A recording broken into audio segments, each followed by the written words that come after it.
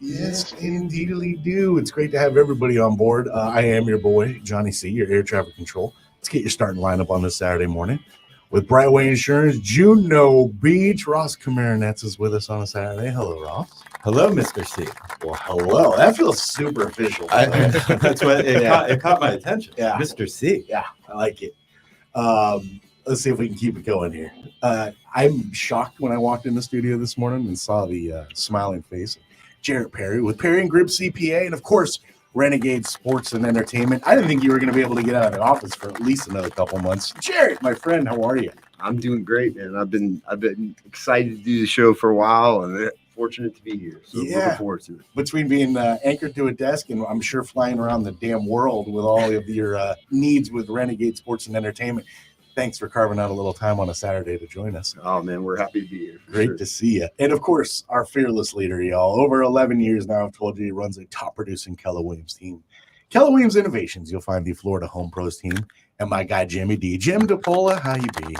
Hey, I'm doing really great. I'm so happy that we have Jarrett Bacon here, right? My nickname for Jarrett.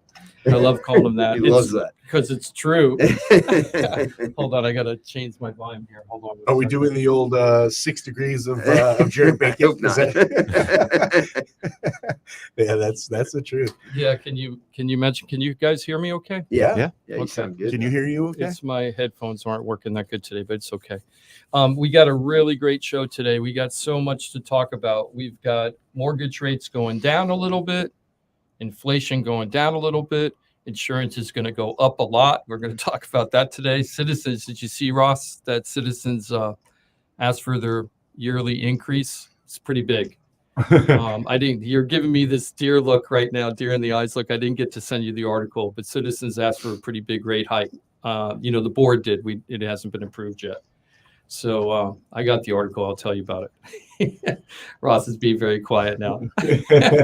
He always wants to know the details because Yeah. they matter most. I know details. Yes. Oh, Yes. details, meatels. What did I that? didn't say that. Huh? Yeah. So it's just their request. It hasn't been approved yet. Well, I request a winning lottery ticket this weekend, please. Yeah. We'll see if that gets I know approved. exactly right. Yeah. And some of the other things going on. We're going to bust a myth today that we talk about. What is the best time? That's a great name, kind of. Bust a myth. Mythbusters. Mythbusters. That would be a good Ah, name. that would Great maybe we could TV do a show, I TV bet. show. Yeah, Maybe we could should do a run TV with show. that. Our idea. We're All right, emailing it I'm to going to write ourselves. it down for you, Johnny. I'm emailing it to myself right now. So we're going to talk a little bit about myth busting. When is the best time of the year to sell your house? Everybody thinks it's a certain time of the year. You're wrong. We're going to talk about that, and got a lot of other stuff. But let's start off with the shout outs first, if you guys don't mind. Sure. Okay. Let me see. Okay. So first of all, I wanted to do a shout out for Matt and Lisa. They closed on their house on Monday. I'm really happy for them. That's the one that had it was a property in Royal Palm, and we got full asking price in 22 days, but really we had the house sold in 14 days. And what happened was we were negotiating with the buyer for quite a long time, almost a week, because we didn't believe his financing was solid. He was a self-employed person from out of the country. And he said he was going to get a certain type of loan, but I wasn't really sure he could do it. And I ended up proving to be right. I don't like that on this case. I wish I was wrong. Right. So what we had to do is very unusual. He wanted to buy the house so bad, the buyer, that when he found out he couldn't get regular financing, he decided to use a hard money loan to buy the house. And then he's going to fix whatever problems he has and then refinance later. And within 6 hours, 2 weeks ago, I had 2 people do the same thing, 2 buyers for my listings. Couldn't get qualified for the loan, decided to use hard money. Really crazy. One of them, the problem hasn't been completely fixed. I'm hoping today, while we're on the show, we're going to get the green light to close on Tuesday. That'd be nice. But the other one, it took us an extra week to close, and that was the bad part. But the good part was the buyer released some of the escrow money before we closed, so that the sellers had the money that what they needed to do in their move up to Massachusetts.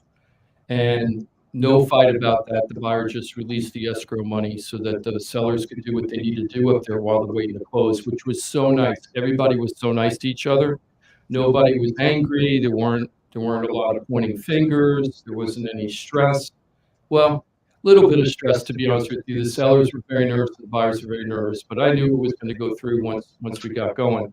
So I'm really happy for Matt and Lisa. They gave me a really outstanding 5-star review. Oh, nice. You can check it out on Facebook if you want, from Matt and Lisa. And Thank you, folks. thank you so much for trusting us. You know how I was introduced to Matt and Lisa? They were not radio show fans at all. They didn't even know about us. What happened was one of our other customers, Bruce, and Bruce, thank you so much. He owns I think it's called Brady Electric. He owns an electrical company. I helped sell their house and helped buy a house for them. And when he had an old neighbor in Royal Palm selling the house, it's like, you got to call Jim. And Matt and Lisa didn't know who I was. Matt wanted to hire us because Bruce recommended us so strongly. But Lisa was very impatient to get the house sold, and I was on vacation, first one in 5 years, right? And I was on vacation, and she was like, I need you to come down right now. And I'm like, I'm in South Carolina. Yeah. I had a whole week, and she said it was torment waiting for us. And then when she met with us, and this saw in the video, when she met with us, she felt super comfortable. And and everything worked out great. And she was so happy with the results. So thank you so much for trusting us. I really appreciate it. Yes, thank you. The other shout out is not really a shout out yet, but hopefully it'll be a shout out on Tuesday. Mary and Stan, they also were in the middle of a loan. They were supposed to close this Monday, and we found out last Thursday that this past Thursday, a week ago Thursday, that they couldn't get the conventional loan they were looking for. And so what ended up happening was that they needed to do hard money. But in order to do hard money, they usually make you put the property that you're buying into a corporation, or LLC. So that you can't homestead the property, right? Or LLC. Yeah. Right, or an LLC, right? Some type of corporation, so that you can't homestead the property. So if the hard money lender needs to foreclose on the property, you don't have homestead protection. Yep. Okay, but there was a catch with this. There were two catches. Number one, my sellers are Canadian nationals, and they needed the buyer to sign a document stating that of the time that the house is going to be occupied, the owners are planning living there for 50% of the time, right? So she signed that the buyer signed that document when she was doing conventional, but when she went to commercial loan, if you will, hard money loan, and they were buying under commercial property, you can't have a company testify or swear that they're going to live there 50% of the time. And so that was the first problem. But the second problem is condo doesn't take corporations to buy units in their building. You have to be a person. Oh boy. So that turned into a big mess. So what's happening now is the hard money lender is going over to the condo today with the buyer and the buyer's agent, and they're going to go look at the property. And I think that the hard money lender is going to allow them to put the property in their personal name. Very unusual. I'm hoping it's going to happen. I think what's going to happen is, I was talking to Mike Rao from the mortgage firm. He'll be back next week. But Mike told me that probably could work as long as the owner signs a document saying they will not homestead the property. So we're seeing a lot of rocky road there. But that case was a little different. Those people kind of got angry at each other. There was a little bit of tit-tatting back and forth a little bit. And it made the process a lot more difficult, as opposed to people working together like the other group, Matt and Lisa's group. It was all about, let's get this job done. Let's keep our eye on the prize. I want to buy, you want to sell. Let's get this done. Sure. Let's make it work. Sure. So when you have that attitude, it usually goes smoother. When you got Jimmy over here, Jimmy D, I'm going to jam it through anyway. I should call myself Jammy D, right? I jam them through when there's a problem. I just figure out how to solve the problem and jam it through. Solutions. Yeah, solutions. Yeah. So congratulations to those guys. Really happy for Matt and Lisa. I know I'm going to be very happy for Stan and Mary, hopefully Tuesday. So congratulations, guys. I'm interested to hear that you can't buy with an LLC and an HOA. Condos, and sometimes HOAs too. They might have a they might have in their articles of incorporation that you're not allowed to do that. That happens sometimes. All right, so it's not for all of them. It's No, it depends. Condo or HOA or condo association by condo association, it just depends on each one. And it got so complicated and there was so much going on at one time. It was very difficult to even think about. I thought about the FERPTA thing right away, the foreign investor tax, but I wasn't thinking that the Foreign condo withholding, board yeah. wasn't going to, for the withholding. The condo board wasn't going to cooperate. I didn't expect that, but the condo board's great. The rules are the rules. They've been around since the building's been around since 1970. So, that's just the way it is. It is anything against the condo. So hopefully everything's going to work out well. When that finishes, that'll be the 4th unit I sold in that building in the last 2.5 years. So Awesome. got a little thing going there. Let's go ahead and just roll right into the market updates.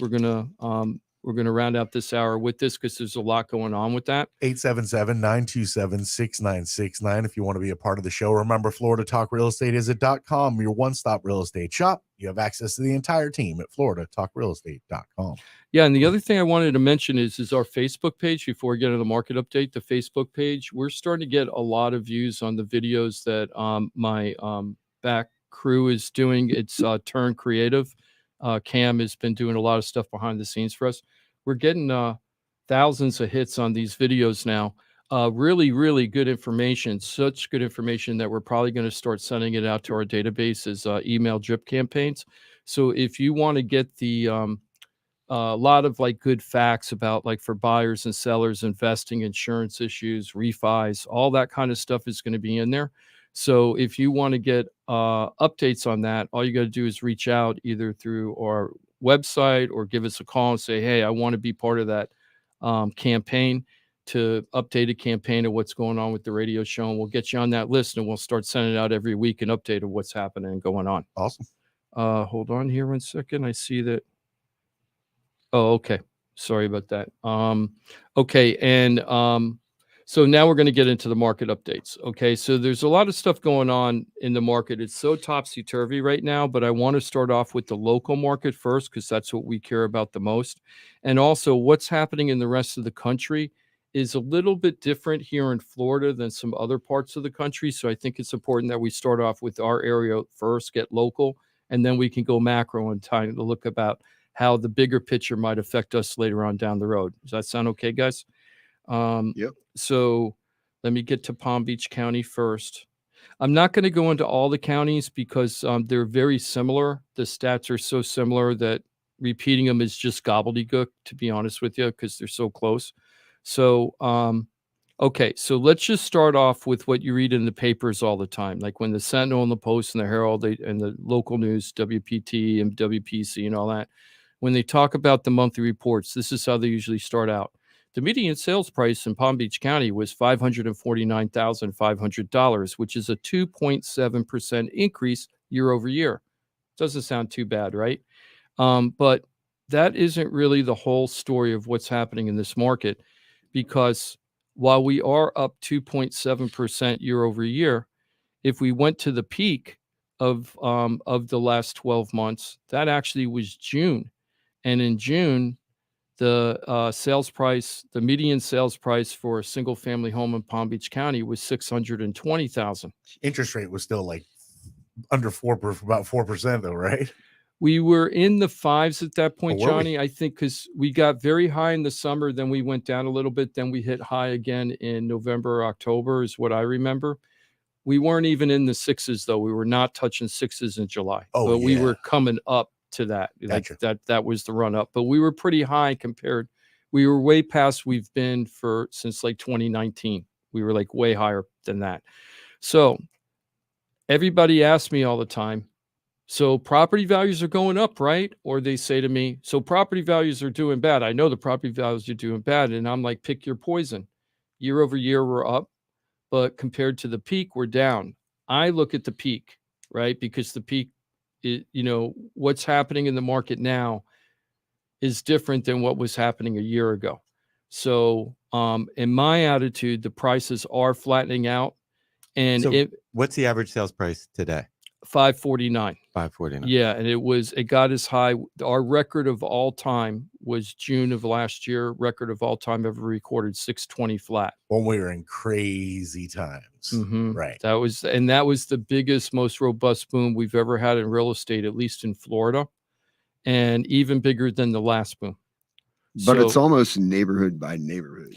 it's block by block, street by street sometimes, and that's happening now. Well, you've said for 11 years, real estate is neighborhood to neighborhood. Everything's I mean, it just local. kind of always is that way. Mm-hmm. Now, a couple other things. So, is this trend of flattening out going to continue? It looks like yes. And the reason why I'm saying that, last month in Palm Beach County, when I saw this pop up, I actually went, "Oh!"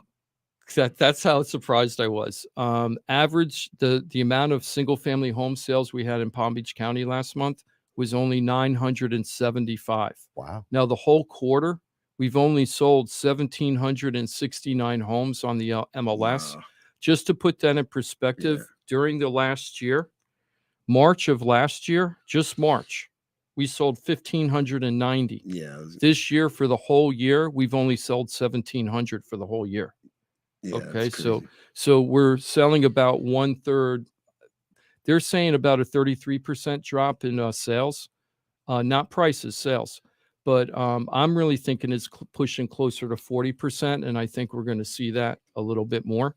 So the sales are really, really slow right now, guys. Super, super slow.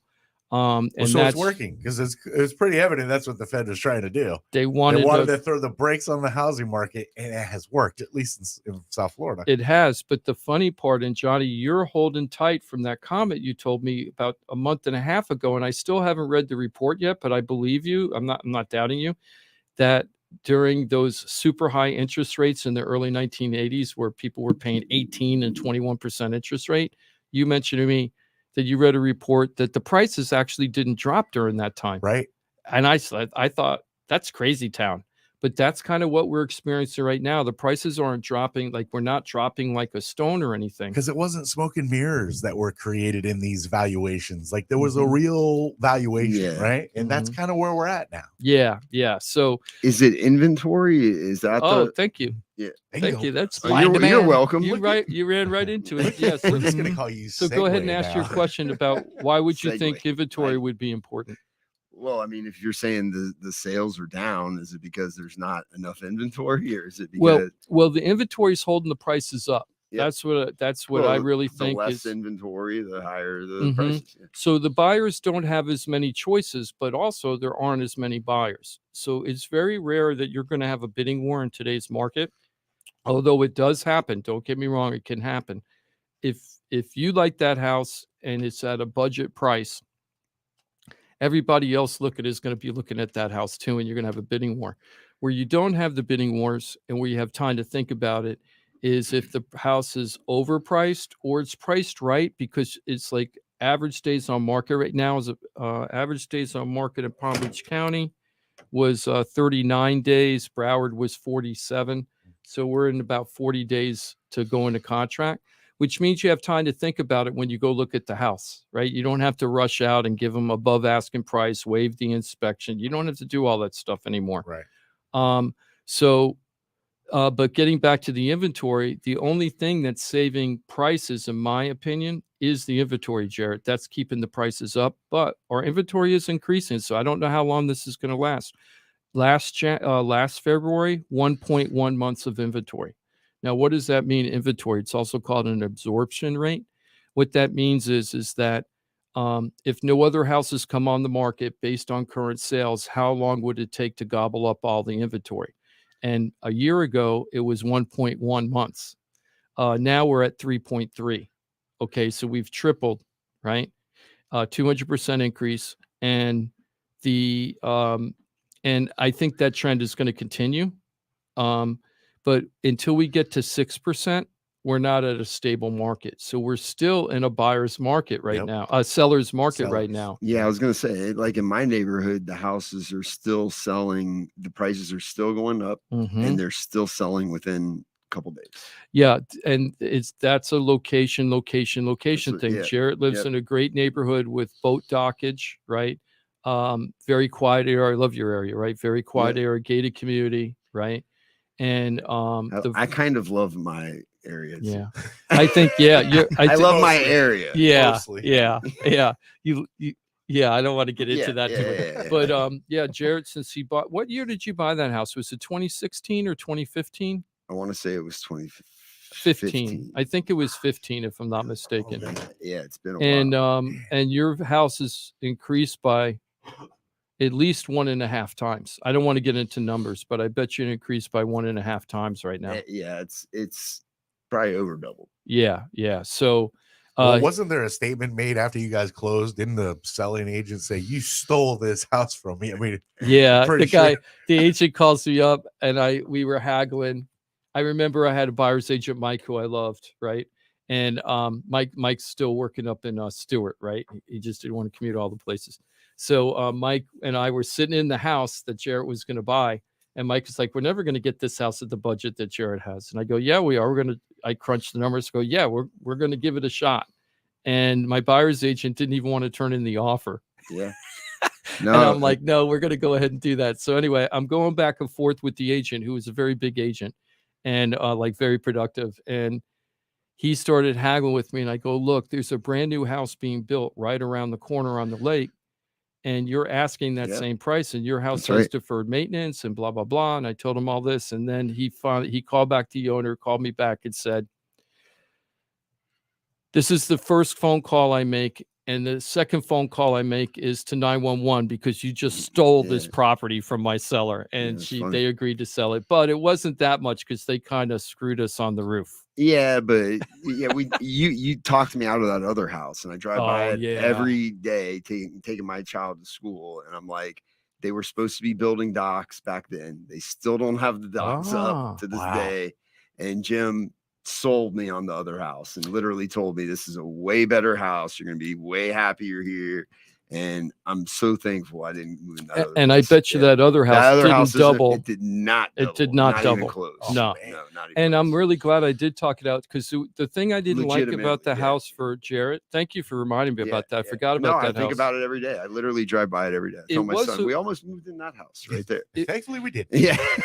It was a really cool layout. But it was an unusual layout. So it was a 3-bedroom, 2-bath, but 2 bedrooms, 2 bedroom, maybe it was 3-bedroom, 3-bath. It had an in-law suite, it had a detached in-law suite, but between the detached building and the house, it was gated, and there was a compound in the middle, like a courtyard, and the pool was there. Yeah, it was cool. And what I was afraid of, because Jarrett's got little ones at the time, so I said, "Who's going to be staying in that bedroom, because they can get out in the middle of the night.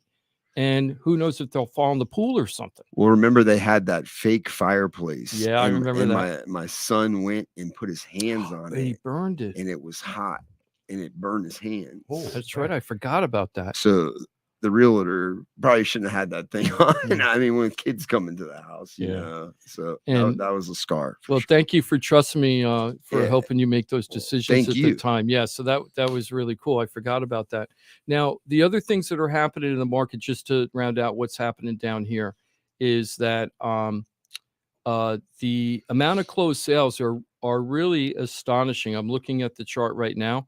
So I was trying to check out where we were over the last 3 years, and the amount of sales that we're at now are almost equal to the lowest point in the last 3 years. There was only 1 month that have been lower than the last 2 months, 2 months in the last 3 years that have been lower than the last 2 months of sales. Do you ever go back to 2019? Because that's what I'm looking at now.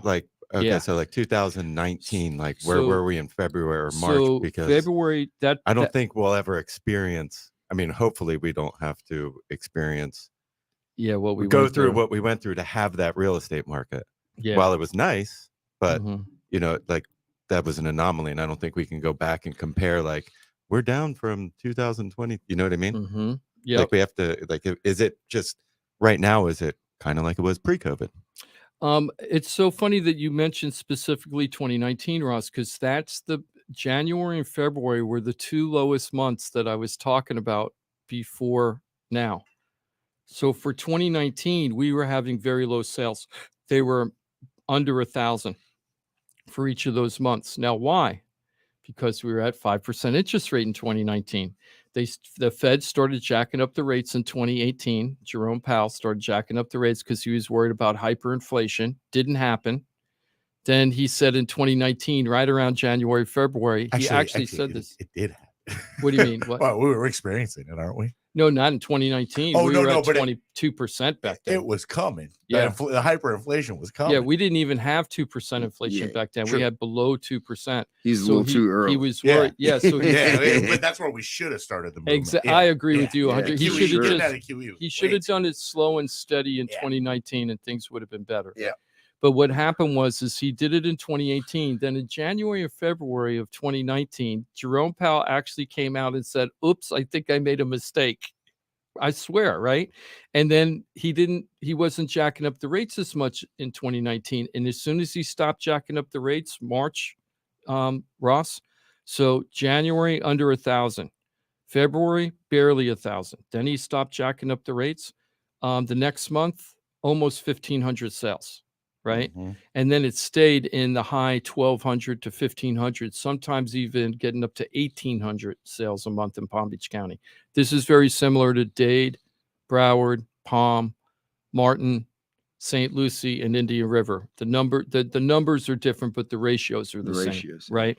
So so the sales, we're really seeing lower sales. And Case Schiller, which is a big industry insider for real estate, and they do all these studies all the time. They're almost like a real estate consulting firm. They don't sell real estate. They're saying we're going to have a very slow spring. The spring is going to be very slow, and they're is that not nationwide or that's thank Florida? You. That's nationwide. Okay. But even so, they think Florida is going to have a traditionally slow spring compared to their springs, but it's still going to be better than the rest of the nation. But that's the way we're always we're always a little better than the rest of the nation because we're Florida, right? So love it. Got to love it here. So, so what are the big takeaways on this? Okay. So what are the big takeaways for the market update? Number one, keep an eye on that unemployment rate. Okay, it's really, really important to keep unemployment rate. Now, for the first time, the unemployment rate is ticking up a little bit. They just came out with the report, and listen to this. They predicted 195,000 new claims. They got 198,000 new claims. So it was like up just a little bit, like a point. Pretty much nailed it. Yeah, they got pretty close. And but the fact that's the first time that they've always been overestimating. They've always been over for the last several months. They've been overestimating unemployment, but now it's starting to rear its head a little bit. We'll see if it's 1 month or one report does not make a trend. We'll see if that continues. That's really important. So keep an eye on the unemployment. Why do I say that?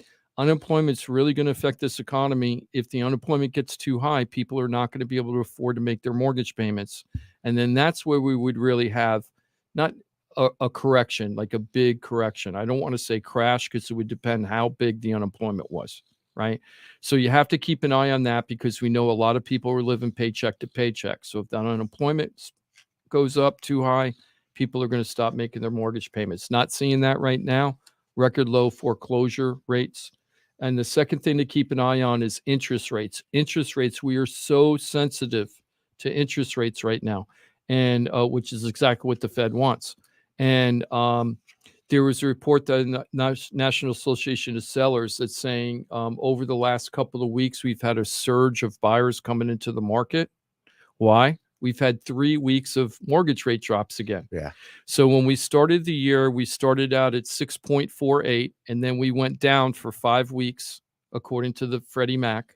Then we went up for 3 weeks, okay, and we got as high as 6.73 for the year.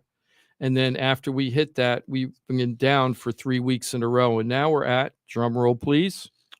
Oh, Timothy's doing it. It's 6.32. I feel like that on Christmas Vacation. Yep, there you go. Yep. So 6.32, which actually compared to the last 12 months is not too bad. It's not the best. 6.09 was the best, but not too bad. 6.32. I used to say anytime that we hit 5, forget about it. People just It was like, what did I say, scattered like cockroaches when you turn on the light in the kitchen, right? All the buyers just scatter away at 5%. Now it seems like 6.5% is the kind of the tipping point right now. People are getting used to that. They're not going to get 5 too much. So let's see what happens. Will this rate continue to drop? I don't know, because we're still in that choppy water kind of situation. We're going up, we're going down, we're going up, going down. So what does that mean? If you're a seller, you got to be ready to put your house on the market earlier than you think, because it might take longer to sell. And that doesn't mean you're going to get a lower price if it takes longer to sell. It's not unusual for houses to take 40 days to sell, even if they're priced right in today's market. People aren't used to today's market. The other thing is, for buyers, you got to know your numbers and get prepared for your numbers right away, so that because what you might see is you have the mortgage ready. Mike gives you qualified for the mortgage and you're ready to go. And you're starting to look for properties, but now the interest rates are at 7%. And we've been going up and down, up and down, up and down. Well, unless you find your dream home at 7%, maybe you just pass for a little bit and hope that another property is going to come up when the interest rates are a little lower. And you can swing about a half a point in these fluctuations over the last year, about a half a point difference. And a half a point is, Johnny, how much purchasing power does a half a point give you or lose? Half a point? Half a point. So you'd lose $5,000? 5%. Oh, 5%. 5%. Yeah, 5%. So yeah, that's a lot, right, Jarrett? Yeah. Yeah. So if you're buying a $500,000 home, that's $25,000. $1 million home, that's it's almost the whole real estate commission on the. Yes, and that's another thing. Since you're saying that, I'm going to go ahead and take the easy softball. A lot of the times, what I've been doing when I'm selling my houses, I think the last 5 or 6 houses, I've made back at least half of the real estate commission or more from my sales. Yeah. Yep. Because I sell at a higher price than other That's people. how I try to explain it to people, is like, that's what matters. They're covering their commission, then that's top realtor right there. That's it. It really is. Yeah. Hey, Johnny, do you mind if we go ahead and take a break right now? Let's do it. If you're looking to buy or sell your home, or you're like, yeah, I think maybe in the future, make sure you're positioned well, and make sure you're working with the pros, people that are great at what they do. Lots of people are good at what they do. Don't you want to work with people that are great at what they do? Go to floridatalkrealestate.com. This team, like I said, they work amazingly together, and these are all people that are phenomenal at what they do. Just absolute shining stars. Find out for yourself. Go to floridatalkrealestate.com. Find them on Facebook and YouTube as well. Florida Talk Real Estate. It's your one-stop real estate shop. floridatalkrealestate.com. 4 minutes from now, we get back at it. Tons more information to be gathered up. It's 2 hours of infotainment. It's what we promise every Saturday. Florida Talk Real Estate, right here. It's Real Radio. The bad news, the brain isn't all that great at hearing stuff and remembering it. The good news, you can watch us too. Like and follow us on Facebook, Instagram, and Twitter at Real Radio 92.1. From the Gordon and Partners Weather Center. Have you or a loved one been injured through no fault of your own? Call 561-333-3333 or go to fortheinjured.com. I'm meteorologist Jennifer Collins with CBS 12 News. Very warm through the afternoon with temperatures in the middle and upper 80s with a south wind between 15 to 20 miles per hour. A stray shower is possible later this afternoon and early evening, then partly cloudy, breezy, and mild tonight with temperatures in the 60s and 70s at the coast. This report is sponsored by NTT Indy Car Series. Experience the PPG 375 at Texas Motor Speedway this Sunday, April 2nd at 12 p.m. Eastern, live on NBC and Peacock. Watch the fastest cars and the boldest drivers fight to the finish line. The PPG 375 Texas Motor Speedway this Sunday at noon Eastern, live on NBC and Peacock. Hey, it's your boy Johnny C here, host of Florida Talk Real Estate. They're tops when it comes to helping people buy and sell houses. But Florida Talk Real Estate is so much more than that. For 5 years, I've watched these guys help thousands of our listeners with any real estate need. They couldn't do it without their sponsors, who are experts in their fields. Check it out. Jim DePola, powered by Keller Williams Realty. Their team specializes in helping people sell their house for top dollar, and buyers get great deals on the purchase of their home. That's what they did for me and my family, and I couldn't be happier that I hired them for my real estate transaction. Mike Rao from the mortgage firm is one of our favorite guests on the show, and he is the mortgage guy. Whether you're looking for a refi or a mortgage to purchase a new home, Mike Rao will get you the answers you need. The mortgage firm is licensed to do loans in Florida, Alabama, Tennessee, and Georgia, and they have local offices that cover all of South Florida. So if you're thinking about a refi or a new mortgage, go to the mortgage guy, Mike Rao, and find out what he can do for you. The Mortgage Firm, Inc., NMLS 189233, Florida license MLD 78, equal housing lender. The law office of Paul A. Krasker has been specializing in real estate law for nearly 25 years and has the professional team you need. Upside down with your house, Paul's team can help you conduct short sales, loan modifications, even if you're behind on payments. They also help you with foreclosure defense and bankruptcy. They can even help you get a student loan modification and repair your credit to get the score you need. Paul's full-service team has helped thousands of our listeners, and they can help you too. Trident Title LLC is the largest privately owned title company in Florida. When you need a title company to complete a refi, home purchase, or sale, Trident Title has got you covered. Not only do they offer competitive pricing, Trident Title has attorneys on staff to make sure if you have bumps in the road declaring title that you can get the job done. Beware, not all title companies in Florida have attorneys on staff. Trident Title does and complies with all the new federal regulations released last year. Ross Komarinetz, owner of Brightway Insurance, has been helping our listeners get great rates on homeowners insurance plans. Haven't checked your homeowners insurance policy in a while? This is a great way to help reduce your monthly mortgage payment. Ross can also help with renters and auto insurance. Ross is only a phone call away and can usually get the answers you need same day. Call Ross today at 561-425-6228 or drop by his office at 873 Donald Ross Road in Juno Beach. So now you know why I'm happy to be part of the Florida Talk Real Estate Show, the longest running real estate show in Florida. And all these sponsors are just a phone call or a click away. Just call 888-973-7828. That's 888-973-7828. Or go to floridatalkrealestate.com. That's floridatalkrealestate.com. And don't forget to use the most accurate search engine to find your new home or ask for a free home valuation because floridatalkrealestate.com has you covered. That's floridatalkrealestate.com.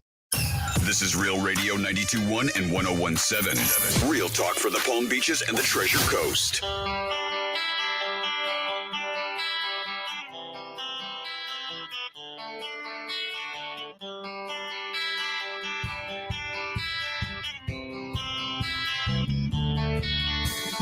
This is Florida Talk Real Estate with Jim DePola and Johnny C. Got a question for the show? Call us live at 1-877-927-6969. I'll say it again for you, 877-927-6969. That's that toll-free number. If you listen to Real Radio on the regular, yeah, that's that regular toll-free number here in Palm Beach County for your favorite Real Radio station. Go ahead and dial it if you have questions, comments, concerns in the world of real estate. Of course, if you're not comfortable on the radio, I totally understand. I am not comfortable myself. Remember, Florida Talk Real Estate is a .com. Access to the entire team. Your one-stop real estate shop. It's floridatalkrealestate.com. Johnny C., well, that's me. I'm your air traffic control. Jimothy's our producer extraordinaire. Hello, brother. Hello and good morning. Good morning. I see we do got a phone call. We'll get to that in a moment here at 877-927-6969. Good morning to Ross Komarinetz with Brightway Insurance, Juno Beach. Juno, that's right. Good morning, everybody. That's right. No, it's good to see you on a Saturday. Thanks for being with us. Great to have Jarrett Perry with us on this Saturday. Perry and Group CPA, and of course, Renegade Sports and Entertainment. Good to see you, my friend. Good to see you guys as always. Happy to be here. Great to have you with us. And our fearless leader is Jimmy D. That's Jim DePola, and I've told you for, 11 plus years now that he runs a top producing Keller Williams team, Keller Williams Innovations. You'll find the Florida Home Pros team. Jimmy D, how you be? I'm doing great. Johnny. I'm so glad that everybody's here. Really happy to have Jarrett here. We haven't had him here in months and months, so really happy about that. I've been telling you I wanted to come. I know you have. Maybe, I haven't given you the right invitation, I guess. It's not my fault. So I'm really glad to have you back. We're going to be talking about some tax stuff. So today is a great day. If you've got any real estate tax questions, Jarrett's not going to get too specific on the air because he loves doing research to give you the right answer, which is the way you want your CPA to do things. Yep. But he can give you overviews. Get you the right answer. Yeah, he can get you the right answer. So this is a great time. And we're also going to, maybe if we have time at the end, I'd love to give an update to Renegade Sports, which Jarrett and I own and Jarrett founded.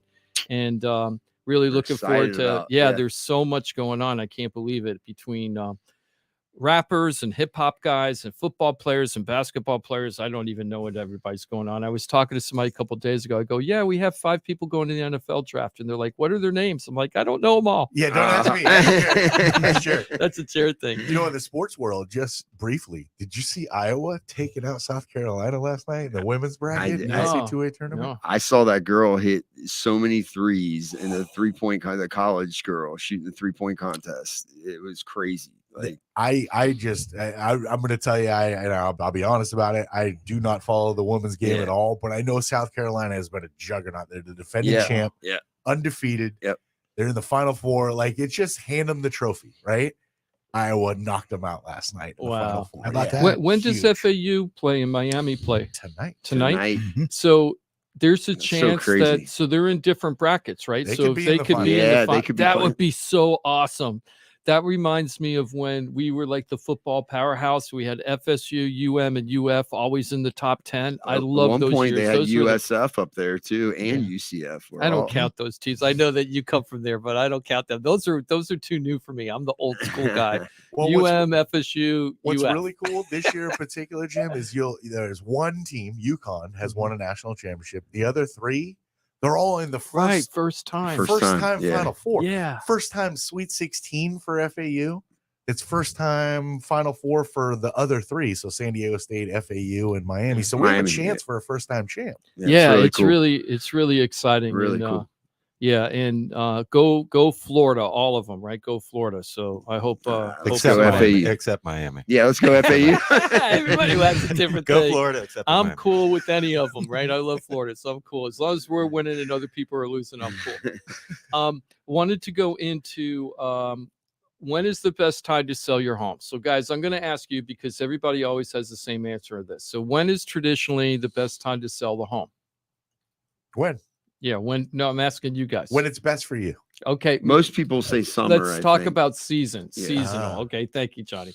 Okay, what were you saying? I always heard summer, in the right? past, Why but- now? Why do you think summer? Because Everybody said- people have time available to look at houses and shop and stuff like that. and they That's want what to I've put their always heard. kids in the school system In the before school school system starts. before That's school. what everybody Yeah, says, yeah, right? yeah. Right, Ross? No. I mean, I don't know, but I would say that just because where we live, the season, whatever our season here is the best time. Well, the best time to sell your house is 9:57 a.m.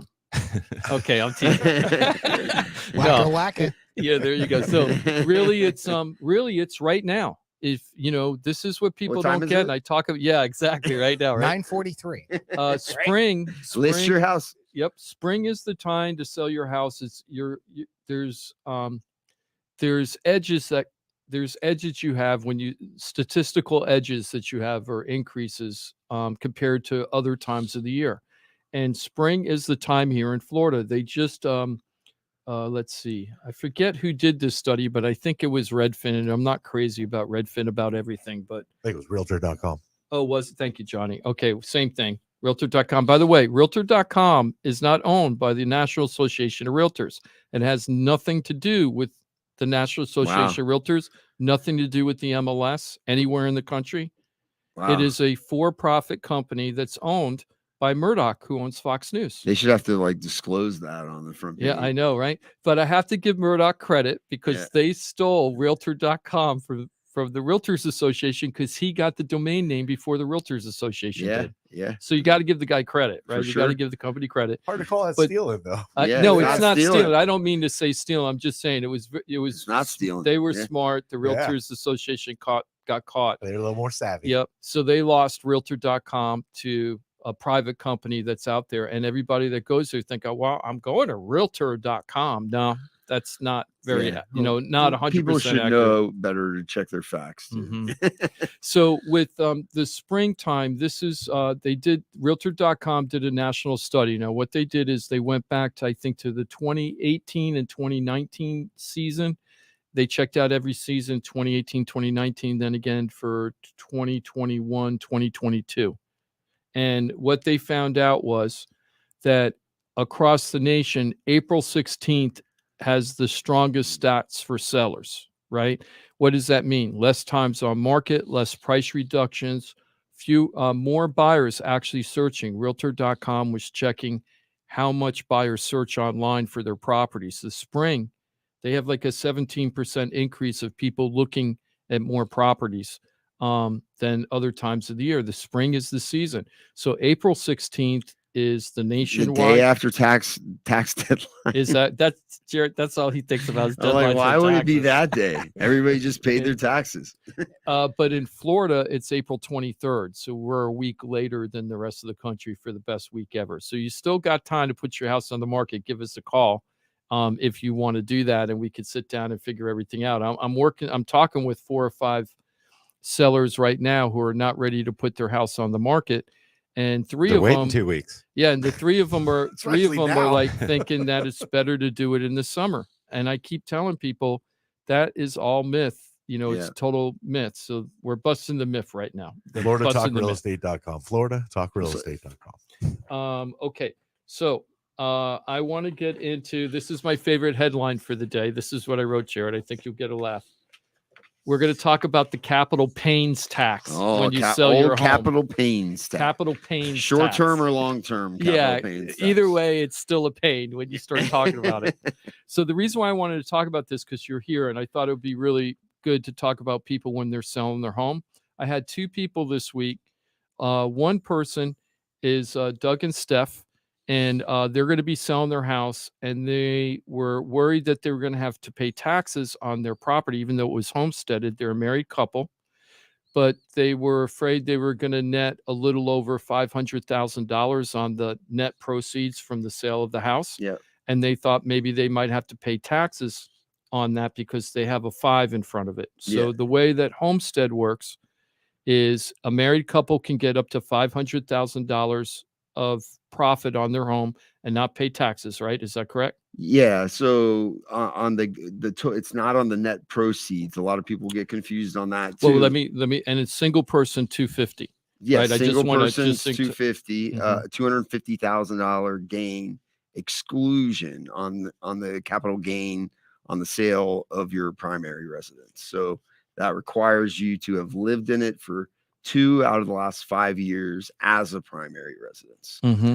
And if you live in it for that period, then you meet the criteria to exclude up to $500,000 of capital gain income from your taxes. And so let me ask you this. Doug and Stephanie probably, let's say that they made, let's say their net proceeds were 550. I'm just making it up.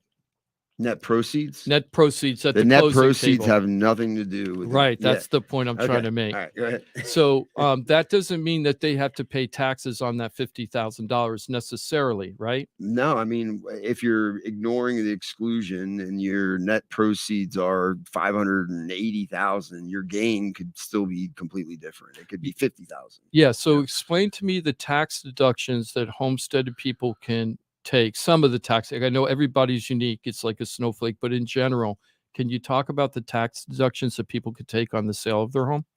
On the sale of their home? Yeah. Yeah, you can. I mean, basically, you can take any of the improvements you've done to the property since you bought it. So whatever basically the equation is, it's your cost basis. So whatever you paid for the property, plus any improvements that you've done to the property over the years, plus any closing costs that you have upon the sale. And then you take that total as your basis, compare it to the sales price of the property, and the difference is your gain. Awesome. So there's a lot of stuff you could take off. So that 80,000 might be stripped out once you start taking all the deductions. Yeah, people and that's why over the years, as you do improvements, you should keep a little folder and kind of, I just redid my bathroom. Here's the paperwork for it. Throw it in there, because when you sell your house, you're not going to remember all that stuff. Mm-hmm. So, and it adds up. So you want to have some type of way to go back and be able to show what you did to your house to fix up. Absolutely. So it's really important to understand that. I had another person that even though you get the exclusion, because you may have with the way houses have been appreciating, people are selling them and sometimes they still have tax. All right, so I want to make sure I'm following along. Yeah, because if I'm not following along, there's at least one person listening not following along. So when I sell my house, like I'm redoing my pool. Yep. So when I sell my house the next tax year, I'll be able to use that as a deduction because I've improved my home. Correct. Even after the sale. Yeah. So any type of improvements, really not like repairs, you know what I mean? But if it's an improvement, you could definitely take that off the gain that you would have had. Would a new roof be considered an improvement or a repair? repair? New roof is definitely an improvement. You can definitely include that. So it doesn't have to be I redid a kitchen, I redid a bathroom. It could be just bringing to date something vital like a roof. Yep, absolutely. Yeah. Oh. So it's really important to understand that. People don't understand. I also had an interesting conversation, Jarrett, with a guy I've been talking to now. You might have talked to this guy, Johnny. His name is James. He travels around the country as an airline personnel. Okay. And he has this condo. Listen to this story. He had the condo he bought it in 2005. He paid $180,000 for the condo. He put 25% down. So let's just say that he had $40,000 invested in the condo for out of pocket when he bought it. Now here it is, 2005, we're in 223, 13 years or 18? 18 years later, right? I do the comps. His unit isn't worth 180 yet. No. 18 years later, the unit still's not worth what he paid in 2005. And part of the reason it would be, but he has original kitchen, original bathroom, original flooring. Yeah. It needs a paint job. He hates that unit. He hates it. He doesn't want it. He lived there for 2 years and then moved out. He didn't want to sell it because he couldn't get the $40,000 back that he originally put into it, because every time he did a seller net sheet, he wasn't getting 40 something in his pocket. So he goes, I'm not selling it until I get my money back. Now, probably got carrying he costs. just put, of course he does. Yeah. He claims he's making $200 a month with the rent after paying the condo fee, association fee, after paying his mortgage, his taxes and insurance. He says he's making $200 a month. I don't really believe him. He just put in a new AC for $4,500. So how many months at $200 a profit are you going to eat up in order to make back that $4,500? What's that, 22 months? Yeah, 2 years. Right? 2 years of waiting Plus to get the your money headache back. of dealing with it. Right. Yeah. So if he sold the house today, he'd probably net like $25,000 in his pocket, right? Not profit, but that's what he would get as net proceeds on the sale of the home. So he loses 15. Yeah, even 18 years later, he would lose $15,000. But instead of just biting the bullet, not really, yes, losing on paper, but it isn't like he's going to pull 15 out of his pocket. He'd make 25,000 on the sale right now. Yeah. And he won't do it because he says he's going to wait until it gets to 40. And I go, you've been waiting 18 years. This mortgage is probably going to mature before your house. And I go, and so he's going to put another renter in there. His AC's old. His AC's brand new now, but now, his water heater's getting older. His kitchen's getting older. His original bathrooms are old, right?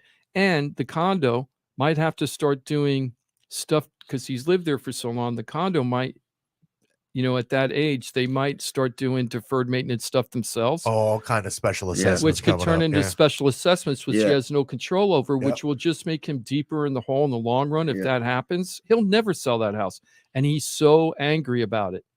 And I'm like, I don't know what to tell you. The guy's name is James. I really like the guy, but he's so frustrated. I'm like, James, you know what?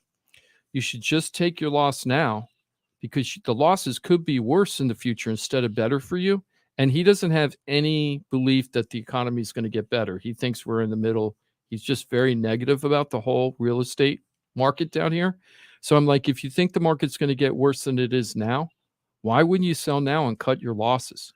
Right. Yeah. So sometimes those losses help too. If you have capital gains and you time it right, you can use the loss on the sale of if it's an investment property like that to offset your capital gains. Well, he doesn't. He won't have any capital gains. Well, for sure. Maybe he has stocks or something else. I see capital gains and other things. Yeah. what his accountant told him was that they've taken off so much depreciation over the years that if he were to sell the house, it was going to cost him because of the depreciation he took. Does that make sense? Yeah, I mean, if you sell it at a gain, that's part of the reason you can typically have a positive cash flow on a rental property and not pay taxes on the rental income because of things like depreciation. So, but it does reduce your basis in the property each year. So if you paid 500,000 for it originally, and you take 10,000 in 2 years in depreciation, then your basis is 490 now. So if you sold it for 500, you would still have a $10,000 gain because you took an expense for it. Right. So he would have to pay taxes on that. That's Look why at he's Jarrett saying, just throwing like little silver lining kind I of know. loops in there. I love that. So I just find it interesting how people, when they look at this, and also the people that say that they're making $200 a month, when I know that, first of all, if you're owning a rental property and your good month is $200 a month profit, It's not worth dealing with it. yeah, exactly, Jarrett. So Yeah, but don't somebody's you got to jump in at some point, like as an investor, Yeah. like your first one, you got to either try to, at least break even or make a little bit of money. I mean, what I always say when you first start out in investing, whether you're going to be buying a house and fixing it up and flipping it, or if you're going to turn an investment property, your first 4 efforts have to be home runs. And the reason why you want to budget it so that you're going to make a lot of money on those first 4, because you're probably not going to make what you think you're going to make, because you have to learn about all the mistakes. Believe me, I know. And you got to figure out how to set your systems right. So if you're thinking you're going to get a home run and you're brand new and it doesn't turn into a home run and it turns into a double, you're still doing pretty good, right? But if you start trying to squeeze in, I want to be an investor and I want to spend my money now and I just want to do something with my money right now, and you don't take your time, and then you do something, and let's say that on a good day you're going to get a double, and then on a bad day you're striking out, okay, and you're losing money. Don't do that. Just wait till you get a home run and start your career that way. It's all about like sunk costs. So whatever you've already invested, you've invested. You got to look at it from like today moving forward. Is it a good investment from today moving forward, or could I do something better with that money? Yeah. And you can't think about, I need to get that money back that I originally invested. That's the biggest issue, I think. It's almost like going to Vegas. Yeah, It's like exactly. you lose money at the table. It's like, I'm not leaving until I get my money back. Good luck with it's that. the worst thing you can do. but like good luck with somebody that. who Just one more hand. It's the worst Just one more thing. hand. One I'll more get it back. hand. One One more. more. It's hard, but it's a sunk cost. somebody who's buying another place and they already own a place, and they're like, okay, I'm growing my real estate empire. I'm only going to make $150 a month on my old place, but man, I'm still gaining all that equity. I've got a new house. My mortgage is being paid. Like, maybe it makes sense. Well, with yeah, depreciation, that's that solid. might be a good idea, but you have to. The point. I mean, I guess I wouldn't go in going, oh, I'm going to buy this rental property. I'm going to put a down payment to make $100. No, but they're paying their mortgage for you, right? Like you don't have to come out of pocket. You get the appreciation. You don't have to pay any tax on the money you're getting. It's not a bad deal. It's not horrible, but you should do it with that plan. That's, I guess, the point I'm trying to make is like with James, if you really wanted to be an investor, take your losses, make the money, then take that money and invest it in something else. I can guarantee you that if you took $25,000, right, and invested it in something correctly, not even real estate, it could be anything, right? You'd probably make a $200 or 20. But I mean, that's 24, a 10% return. Yeah, I know, but I don't know. It's such a low amount of numbers that if anything goes wrong, you can be very upside down very fast, right? Like if you lose your AC and your water heater in 1 year. Yeah, that specific one, it sounds like he may have some potential assessments and things that he could get hit with, and more improvements and things that he's not. Yeah. And he hates that community, and it takes like 30 days to sell it. I'm sorry, did we have a caller that we missed, Timothy? We do. We want Oh, to bring I'm so sorry. I didn't know that we had a caller. I'm sorry. Well, let me make sure everybody knows our toll-free number. We do have Ross Komarinetz with Brightway Insurance, Juno Beach, the only Brightway in our mind. If you got property insurance questions, Go ahead and dial up 877-927-6969. Also, Jarrett Perry's in the house. CPA to the stars, as not only I dubbed, Sports Illustrated dubbed him a couple of times. CPA to the CPA to the stars. You guys make me blush. With Renegade Sports Entertainment. You got real estate tax questions? Great opportunity today at 877-927-6969. Who you said we got, Steve? We have Steve on the line. He wants to talk about possibly relocating. Steve, welcome to Florida Talk Real Estate. What's going on, Steve? Hey guys, how's your Saturday going? Good, Steve. Good. How can we help you? What's going on? You're thinking of moving out of the area? There's a lot of people doing that. Well, I got a question before the question, I guess. Is it cheap, or is it more money in the property, or is it in the house actually that you can make? I just thought about that when you're talking. Well, it's kind of hard to answer that question in the fact that once you have the structure on the property, it's, you know, I don't understand. Well, what he's saying is the land, like, does the land appreciate more than the house? I think is what he's asking. Like, if you had a piece of land that was the same size, one has a house on it, one doesn't, which would appreciate more? Is that what you're kind of asking, Steve? Like that concept? Well, like, yeah, well, that, or if you had a brand new or old house and the property has nothing on it, or the property has a lot of vegetation and pools or maybe things like that and stuff, like which one would give you more money back in the long run versus the other? Well, the way that appraisers analyze a property to determine the value for a loan is they are going to look at the structures on the property and determine the value of those structures. So if you had a pool, a detached building of some kind, a horse stall, if you're equestrian, the fact that it would be fenced or not fenced, all those come into play on the appraisal, right? So if I put a horse stall in my backyard, my appraisal is going to go up? Maybe. Nice. Maybe Yeah, you get an agricultural exemption on your property taxes. Yeah. Get yourself a donkey, buddy. See the wheels spin. Stay out of my shows. Yep.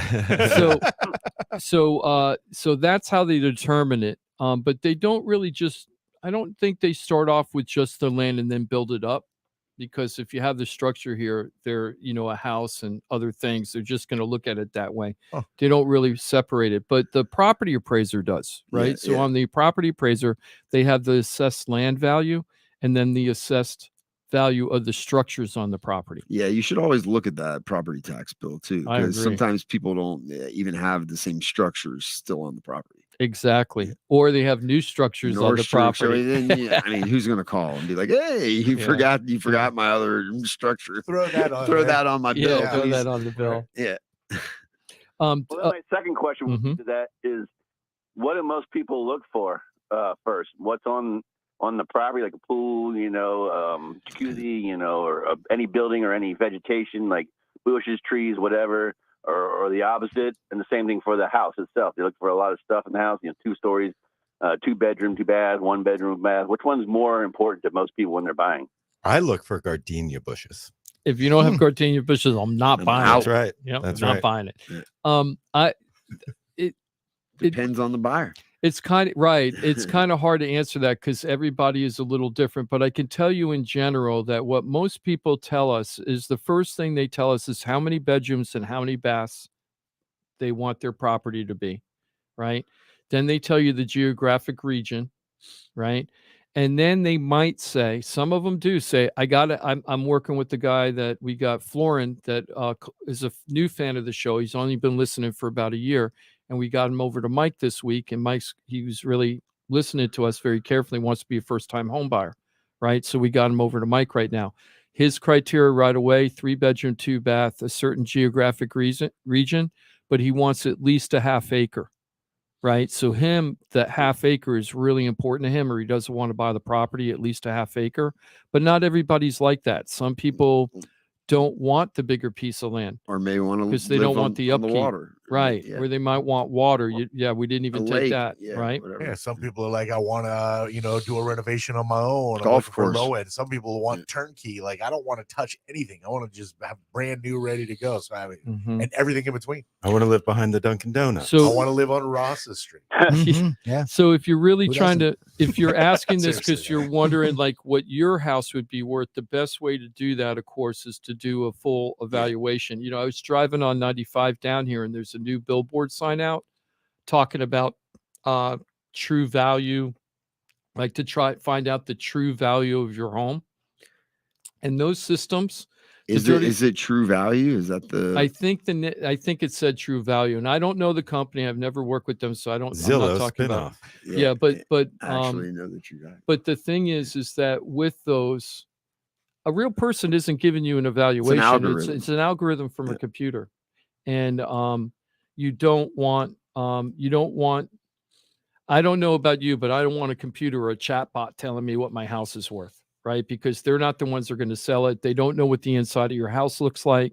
They don't know what upgrades you have or don't have. All they know is kind of what the houses in the neighborhood are selling, and they're basing everything on the property appraiser.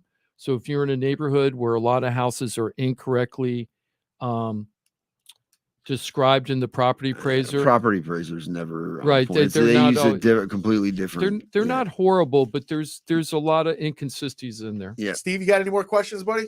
Well, hang on. Yeah, the reason why I asked all that is because if I'm in one area that the house, obviously you can't move property, exactly. Maybe you can, that'd be weird, but the house itself maybe would sell better in another area versus where you're at. Do you think that'd be beneficial to move the house to that area that more people want that style maybe, or whatever it is?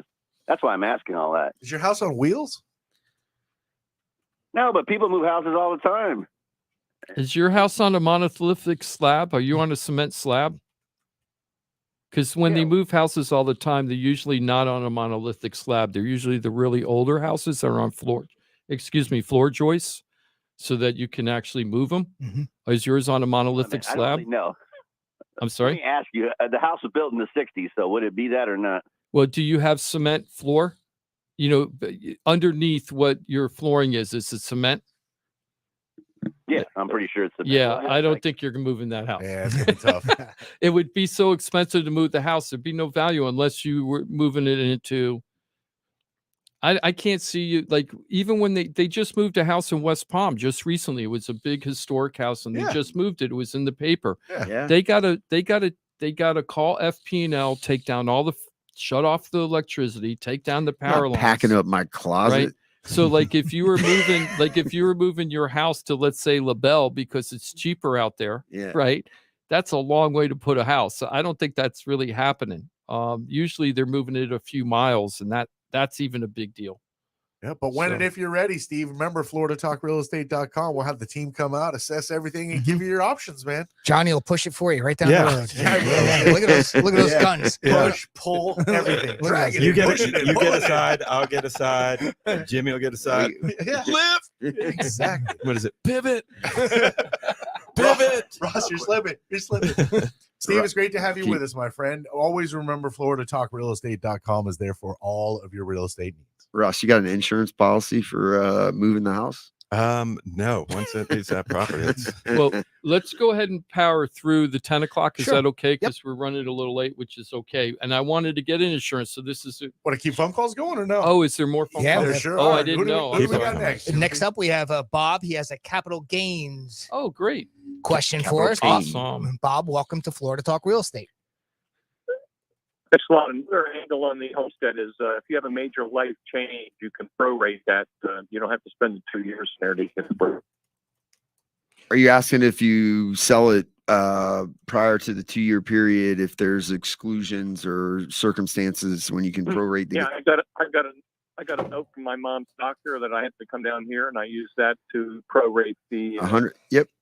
You're 100% right. There are exceptions or ways to prorate it if you have an unusual circumstance. And sometimes it's just prorated, right? So let's say you lived there 18 months and not 2 years, but you had a circumstance like a divorce or something like that, right? Yep, or there's a health issue and you had to move for health that issue. or something. Yep. The IRS gives you I think there's 5 or 6 reasons that you can use to get a prorated portion of the gain. I know some of them because it used to be the same thing for short sales: death of a borrower, disability of a borrower. Yeah. Medical, bankruptcy, medical, bankruptcy, Oh yeah, and it used to You're out of the be. It used to be country or something. distance for employment. Like if you were forced to You have move to and you had to move move because of 100 employment. miles or Yep, something. yep. I think those are still Mhm. the same ones. The But I have to double exemptions. check. Yeah. Well, thank you for mentioning that. That's totally true, and people need to know that sometimes because sometimes life happens, right, Bob? Yeah. Yeah, that's Yeah, it's a thanks good a lot. point. If you have to if you have to sell and you want to get the exclusion, but you have a unforeseen circumstance that's causing you to sell, then you can still get part of the exclusion for sure. Yeah, that's really important. Are you a Thanks a lot. realtor or a mortgage guy or something, or are you just a homeowner wondering about that? I think he had it happen. He said. No, I'm just a homeowner, but I took advantage of it. I think my next move is I'm going to have a rental property, but I'm retired, so I'm going to depreciate that one, but that's the one I'm going to move into, so I don't have to worry about the capital gains. And then I'm going to do a reverse mortgage on it to grab some cash out. Yeah, as long as you're never going to sell it and you're going to stay in it. Yeah. Yeah. I don't know if you have it set up, but Mike is excellent on reverse mortgages. Mike from the mortgage firm, he did a reverse mortgage for my own parents. Very legitimate. Make sure that you have the right product. Really understands reverse mortgages. So if you're interested in getting that, Mike can help you out if you need it, Bob. FloridaTalkRealEstate.com. Yeah, we'll catch up on it. Yeah, Thanks a lot. Awesome. Thank you, Bob. Appreciate you being out there. And just to mention, just because there's a gain on the sale of a property doesn't mean you have to pay tax on it. So if it's an investment property, as long as you're buying another investment property and you're rolling your gain back into the new property, you can exclude that gain.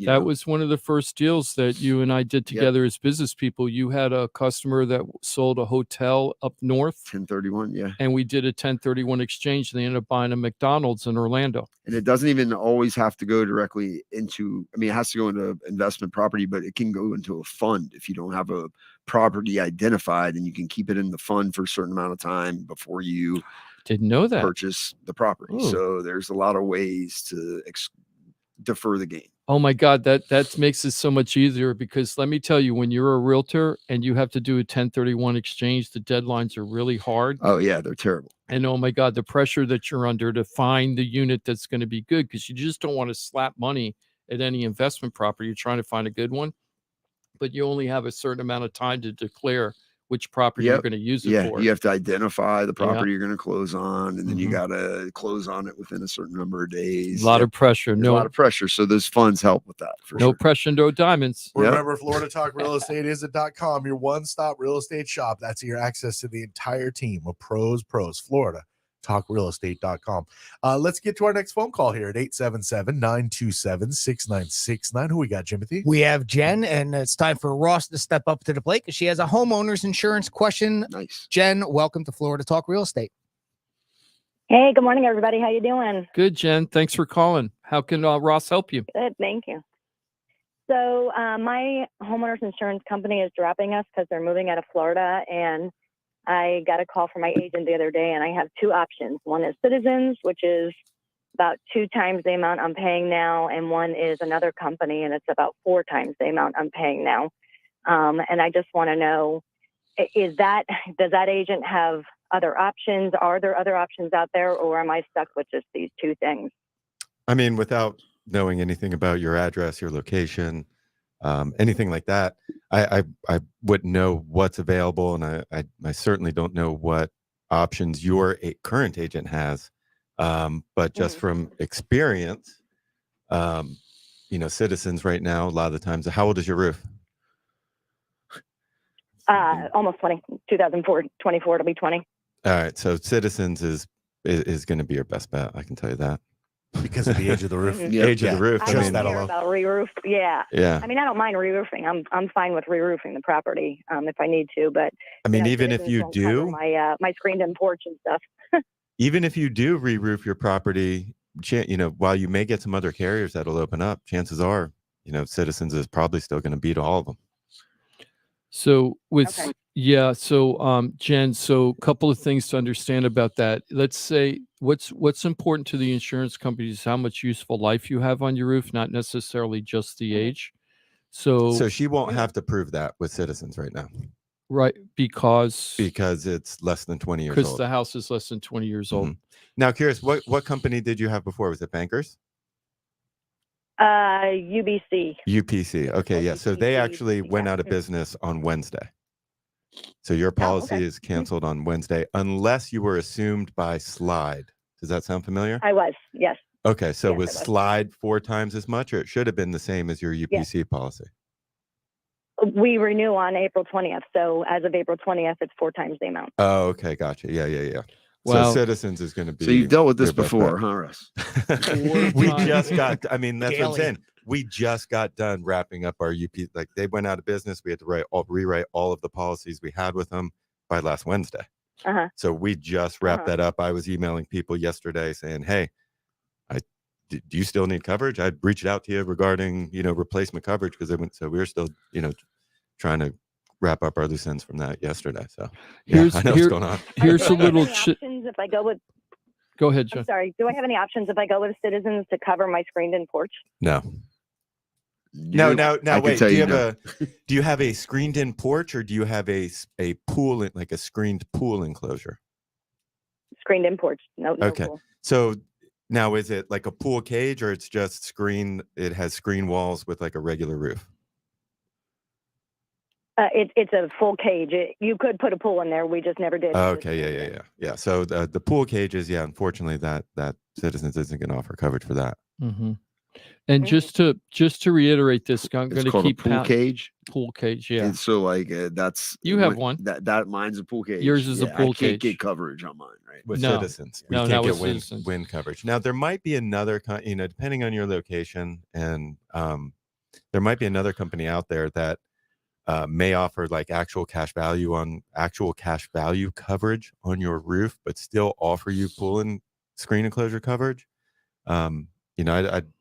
We'd be happy to quote it for you. Yeah. You already have Citizens quotes. Like I said, Citizens is probably going to be the best bet, but we might have a different option. But we'd be happy to quote it for you and send you what's available. So this is how we do that, Jen. If you give Jimothy your address, phone number, and email over the off air, then what I'm going to do is Monday morning, I'm going to send that information to Ross. Ross is going to do the analysis of it. He's going to give you 2 quotes, a premier quote, and I always forget what the other quote is called. The budget. The budget quote. Yeah. Okay. Now, the difference between the two usually are going to be the amount of coverage you have and your deductibles. So the budget quote is going to have a cheaper monthly payment, if you will, or premium, but it's going to have much higher deductibles, right, Ross? And she sounds not savvy a enough whole to lot. understand the differences. And I mean, Yeah. I probably, if Citizens comes back the best, I'm just going to tell her, hey, Citizens is back the Yeah. best. You already have a quote. You Yeah. have an agent. We'd love to have you, but you already have one, and go ahead. And that's the other little trick. If you're getting 2 quotes from 2 different agents and they're both giving you a Citizens insurance policy and you have 2 different numbers, something is different. Right. Because the only thing that can change on Citizens, you're not going to get a better rate going to Brightway than 123 Insurance Company, because Citizens is going to charge what Citizens charges.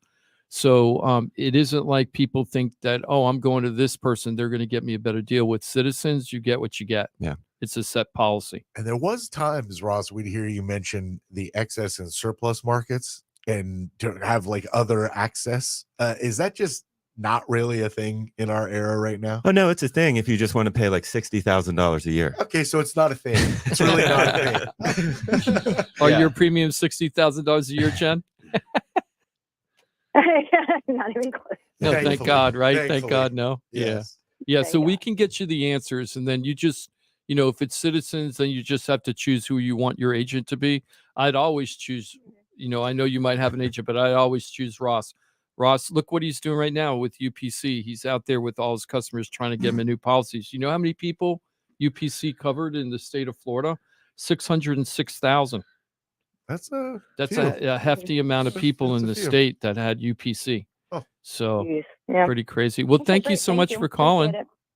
We appreciate you being out there. Appreciate your time. You have a great rest of your weekend. Have a good Remember, weekend. Florida Talk Real Estate is .com, your one-stop real estate shop. And we have plenty of time remaining on this Saturday. We give you 2 hours of infotainment, 9 until 11 every Saturday here on Real Radio. And when we are live, you're welcome to join us at 877-927-6969, 877-927-6969. Who else we got, Jimothy? We have Lazaro on the line. He has a LLC real estate question for us. Lazaro, welcome to Florida Talk Real Estate. Awesome. Hey, thank you guys. Quick question. I'm trying to decide. I own a couple of properties. They're rental properties. Mm-hmm. And I am thinking either to get a GL policy, or should I just incorporate them individually?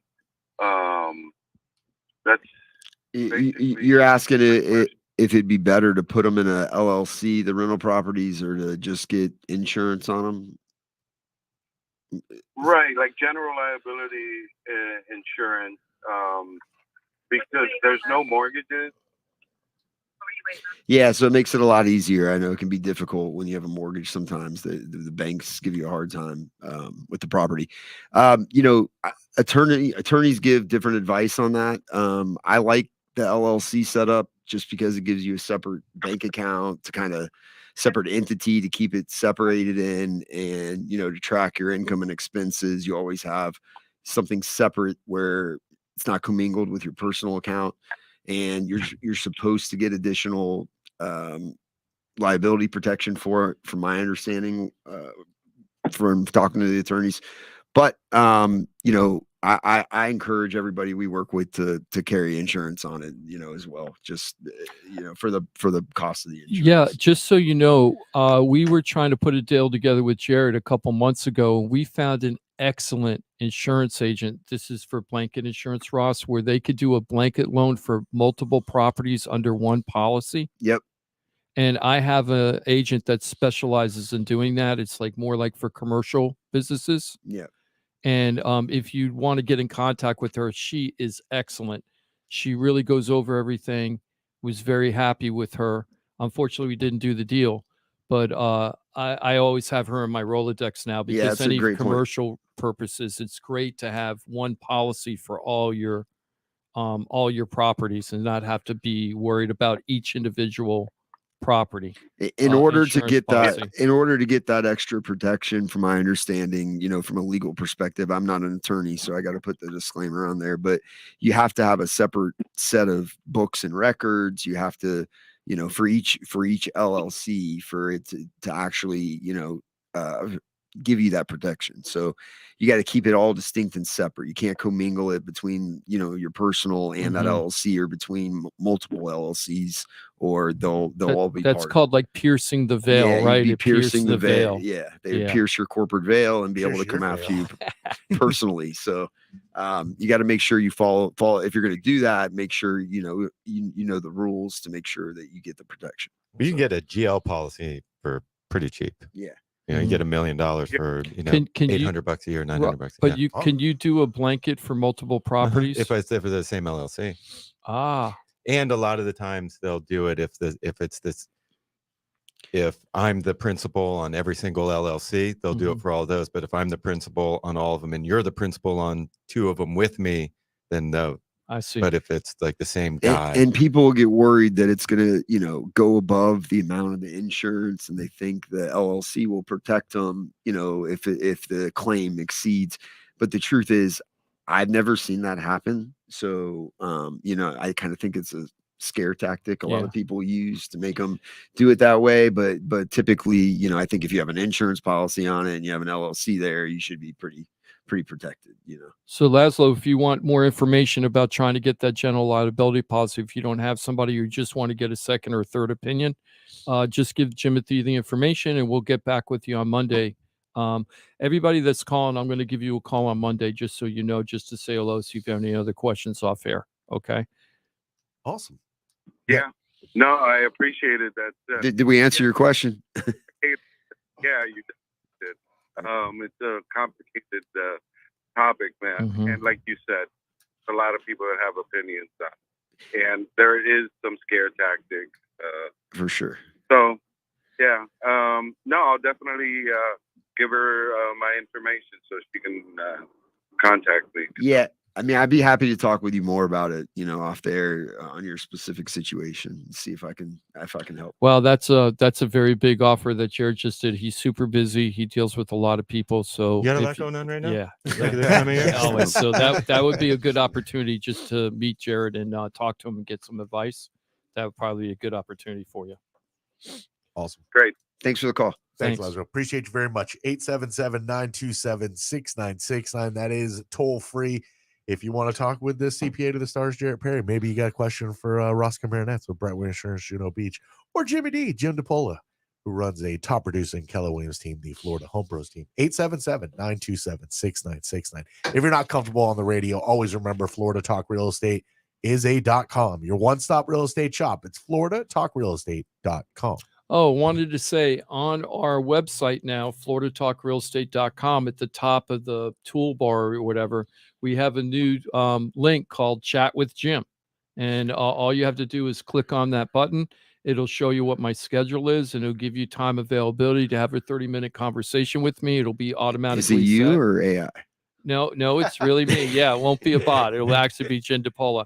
So anybody that wants to ask any of us questions off air, but you want to have a more detailed conversation, all you got to do is click on the button Chat with Jim, click the time that you want to do it. We'll send you out automatic confirmation that we received it, and then I'll be calling you at that time. So don't forget, Chat with Jim on floridatalkrealestate.com. Beautiful. Ross, I wanted to round out this half hour with Citizens Insurance. Okay. So I'm going to read some of this so you don't feel like I threw you under the bus. Okay. So it says increases vary. Citizens Insurance seeks 14.2% average rate hike is what they're looking at right now. And it says Citizens Insurance Corp leaders approved a proposal Wednesday that would raise average rates by 14.2% this year, as they continue to push policies into the private insurance market.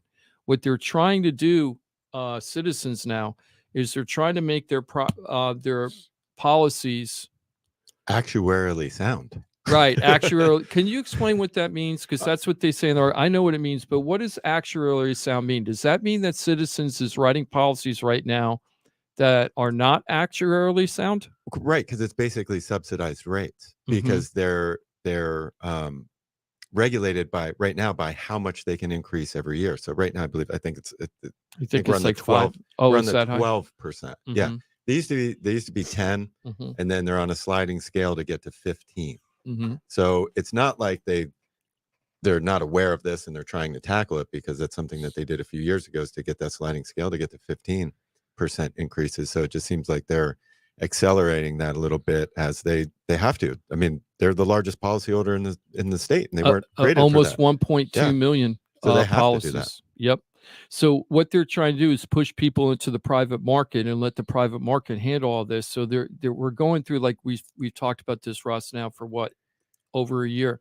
We're going through massive changes with the insurance rate, and there isn't any relief. We just had Jen call up, and she has a choice of either paying 2 times the amount she was paying before or 4 times the amount she was paying before. What kind of choice is that? Go, okay, well, that's why they went out of crazy. business. You lucked out for those years. There's a reason why they went out of business, because nobody was paying the right premium. So, Ross, you said something that I didn't quite realize. Who subsidizes Citizens? Well, I mean, they have access to the same kind. They buy reinsurance just like any other company. Sure. And they have access to all the state reinsurance funds.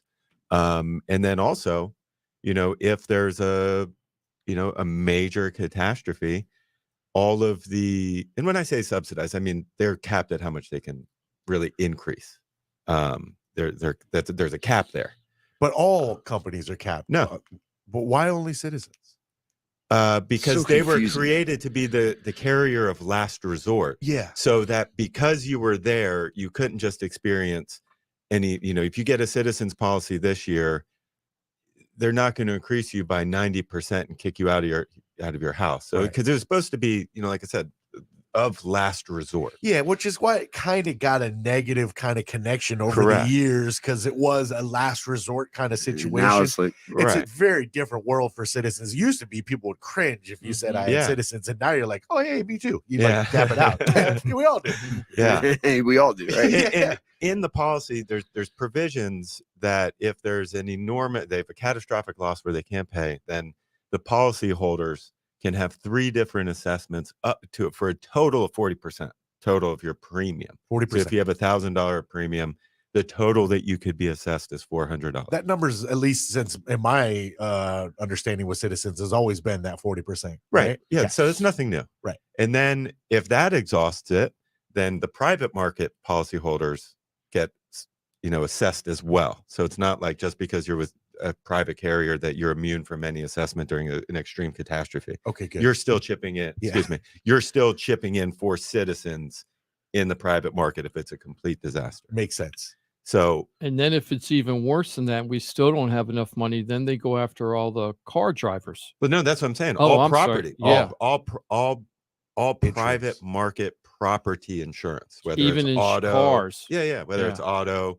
or home or commercial, if it's a property insurance policy, you're going to get. So we're all in this together. That's It's right. basically- So when you use the word subsidize, it's not quite like I was thinking. Like there was some check being cut. No. It's not like the farm. It's not. It's not like that. It's more of their. I don't know. I don't know how else to say it, but like they're not actuarially sound. Completely. But. Well, they've been thrust into a position that they were never prepared for and are now forced into. Correct. Right. And I think they're, from what they put out, they're well capitalized and, they're technically a not-for-profit company. I don't feel nervous about holding Citizens. I don't think so. I don't. mean, Yeah. I don't. Jared, I have not good news in this article for you. Listen to this. Great. Love There not you good go, news. Jared. Okay. Counties in the coastal panhandle and a few inland counties in South Florida will see some of the biggest increases. So you It's got that already house been up a in the complete nightmare. up panhandle. there. Yep. Yeah. You got panhandle and here. Yeah. So you're being double whammy. The other thing, Ross, I thought was interesting in here. Listen to what it said. This maybe you could explain it better. It says the wind only HW6 policies, also condo type units, will see the greatest number of average increases of over 20%. So condo owners, you're going to start seeing higher premiums pretty quick. That is if you've got it split into a policy that excludes wind, Mm-hmm. and then you have a Citizens wind only policy. That's what that means. Okay. In condos, there may be a few of those. I mean, we don't do a lot of them. We don't do a lot of those split policies on condos. So it might not affect that many people. I don't know if it's okay. That's good. That's many. and At Johnny, least in our book of business, we don't have a lot of those HW6s. I'm sorry we missed that last caller. If you want to try to call back, we will take your call on the air. But Johnny, you sent something out to us all this week in a text, which I really appreciate. I don't remember what the subject was, but Ross was thinking it wasn't really going to affect us too much in general. Do you remember what that was about? Yeah. So there's been a push for like opening up libel cases, specifically like on social media and stuff.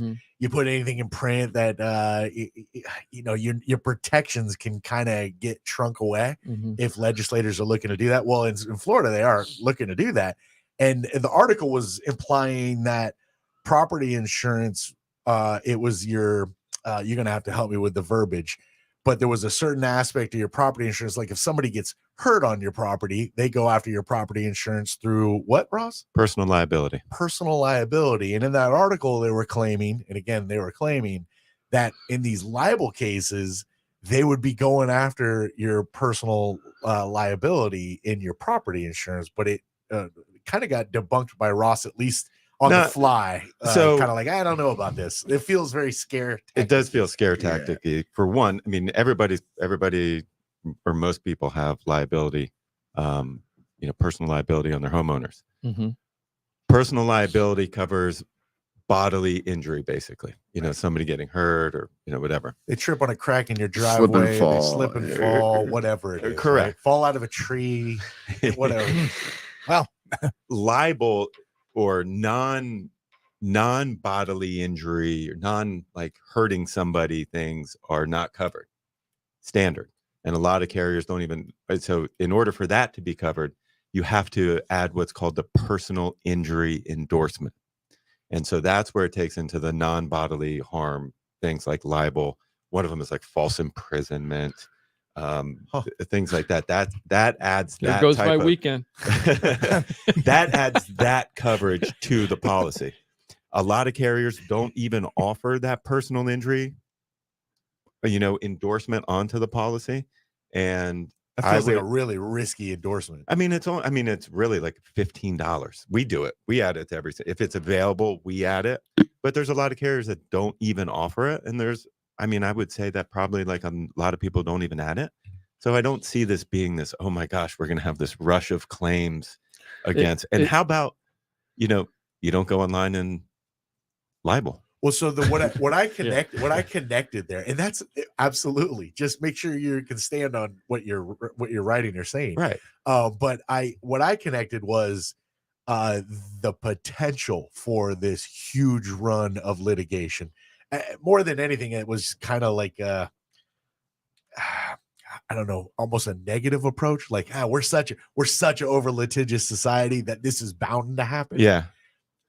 But the way you kind of debunked it, I was like, okay, well, it just doesn't feel like the potential's even there because of the endorsements don't exist necessarily. Right. It has to be not unless common enough.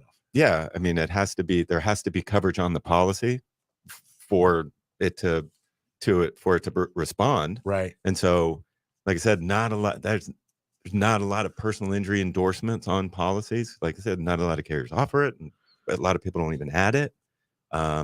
So I just don't see this like, oh my gosh, that's the death of the homeowners insurance. Like that's what the article said, basically. Kind of was like yeah. the new death of the homeowners insurance industry is going to be these. You know what libel claims. I think that being a former reporter or recovering reporter, I think the reporter either is very mad at insurance companies themselves because their insurance rates got jacked up and they were just angry and they wanted to write it that way. Well, it worked because I clicked through. I was like, oh, what's this? Yeah, or the reporter really didn't know what was going on, didn't understand it, and they were writing the story and they were trying to find out a news angle on it, without knowing how prevalent this type of insurance I didn't issue say is. it, but what's funny is the guy that they interviewed, he's a Brightway guy up in Jacksonville. Oh, is he? Really? Yeah. That's why we tell you to go to Juno Beach. That's why you got to go to Juno Beach, Brightway Insurance. Hey, we're just going to keep plowing through because we're running late. I'm sorry that we missed that other caller. Did you know what he was calling about? Title lock. Oh, title yeah, it lock. was Bonnie. She had a question about title lock. So okay, so I can tell you a little bit about that, Bonnie. I'll give you a quick thing. She's probably asking, is it good to pay for that title lock process? There's a lot of advertising. There's a lot of advertising, which always gives me probably not. So first of all, in Palm Beach County, you could do it for free. Yeah. Right. So we know that because we had Dorothy Jacks on here a couple months ago. Right. We got to get her back on. Oh, it's more than that. Was it more than a couple months? Gotta ago? be more than that. Oh my that. God, we definitely got to get her on. We were in Wild Studio, weren't we? Oh, that's right. I forgot. No, she was on. We did Zoom. She was on StreamYard. Was it StreamYard? Oh, yeah. Okay. That totally. I know who I remember telling her I wanted. that was the mayor. That was the mayor Lake Worth. That was the mayor Lake Worth. Dorothy's the property. Is she property appraiser? Yeah, Dorothy Jack. She's awesome. So and I see that name all. It's like I print all the property tax bills. It's on every tax file I have. I see her name. And the one thing I got to say about Dorothy's office, she doesn't understand she works for government because that is the happiest staff I've ever seen over there. Yeah. And you call up and people are friendly and polite. And if you leave a voicemail form, they call you back in like 15 What's minutes. Going on? Did I call the wrong and number? they're so helpful over there. So Why anytime are you so efficient? So first of all, title lock is what's supposed to happen is you pay this monthly fee and that service is going to make sure that if anybody tries to put a lien on your property or does something to your property, that you're going to be notified. Well, first of all, Palm Beach County does that for free. Yeah, I remember when we had her on, my wife went on and did that immediately thereafter. She's like, oh, I can do that. Mm-hmm. So if you're in Palm Beach County, Bonnie, don't even think about that. I don't know. It was so long ago that we found out about that program. Other counties might have picked it up. So there might be more counties. So before you do the title lock thing, Paul Krasker always says it's a way. Paul Krasker from the law office of Paul A. Krasker. He's been on our show many, many times over the last 10 years. He is an attorney. He also says a real estate attorney too. Yeah. And he says that it's a waste of money to do that. And so our vote is don't do that. Call your property appraiser, see if you can get to get it done a different way. When I start to see something advertised too much, that's when I start going, oh man, that's scary. Yeah. But it's like when you get those, if you have an LLC, if anybody has an LLC, you get like that notification that is like, it looks very official, like it's from the state of Florida now. Yeah. And it's like, file your annual, your annual filing is due, pay, it's like $600 to these people. And then you have to like look all the way down. It's like not associated with, the Florida. Really, and you can just go to Sunbiz and pay like whatever $60, Same, it happens all. They do that all the time. I bet so many people get caught with that. It looks official. I get calls on that every time we set up an LLC for somebody. Yep. And even all the veteran places that are like, oh, vet this and that. It's like you have nothing to do with veteran anything. You scam artists. So let's go ahead and switch gears.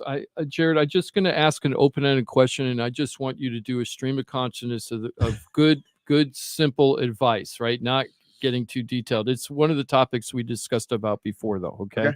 So I have a lot of people right now that are calling me up saying they're thinking about getting into the rental market, right? As landlords. So if somebody were buying their first rental property, right? Their very first rental property, what would be you see so many people with rental properties and you go over the books all the time and you see the successful ones and the ones that probably aren't so successful. What advice would you give to somebody from the CPA side, from your perspective, as to when they're trying to buy their first rental property? What do they need to know from the CPA side? I mean, I think just from a reporting side, like as far as taxes go with a rental property, it's good to know that typically, like we were talking about before, you can have positive cash flow, not have to pay the taxes on income tax on the income because the depreciation, and also you would still have the property appreciating behind the scenes, to hopefully if the market's working with us like it does over time. And so I think that's one of the big benefits about having a rental property. And also if it's kicking off a loss, you can take that loss against your other sources of income as long as it's considered passive. So if you have other passive income and you're maybe still netting positive cash flow on the rental property, but the depreciation's giving you a loss, you can offset your other passive income, so it would reduce your tax bill, in that situation. So there's a lot of positive things with taxes having rental properties. Do you get to and commercial rentals, especially if you have an office and you buy a building, then you can do cost segs to get a very large portion of the depreciation accelerated and move forward to offset your ordinary income from your business. So I'm helping a really great fans of our show and been very loyal customers to us. I'm very blessed to have them in my life, Ewing and Ewing Air, right? Yep. And Leanne and JR have worked with us a bunch of different times for all different things throughout the years. But right now they're looking for a new place to put their air conditioning business. They used to own their own place and, and own the property where they worked.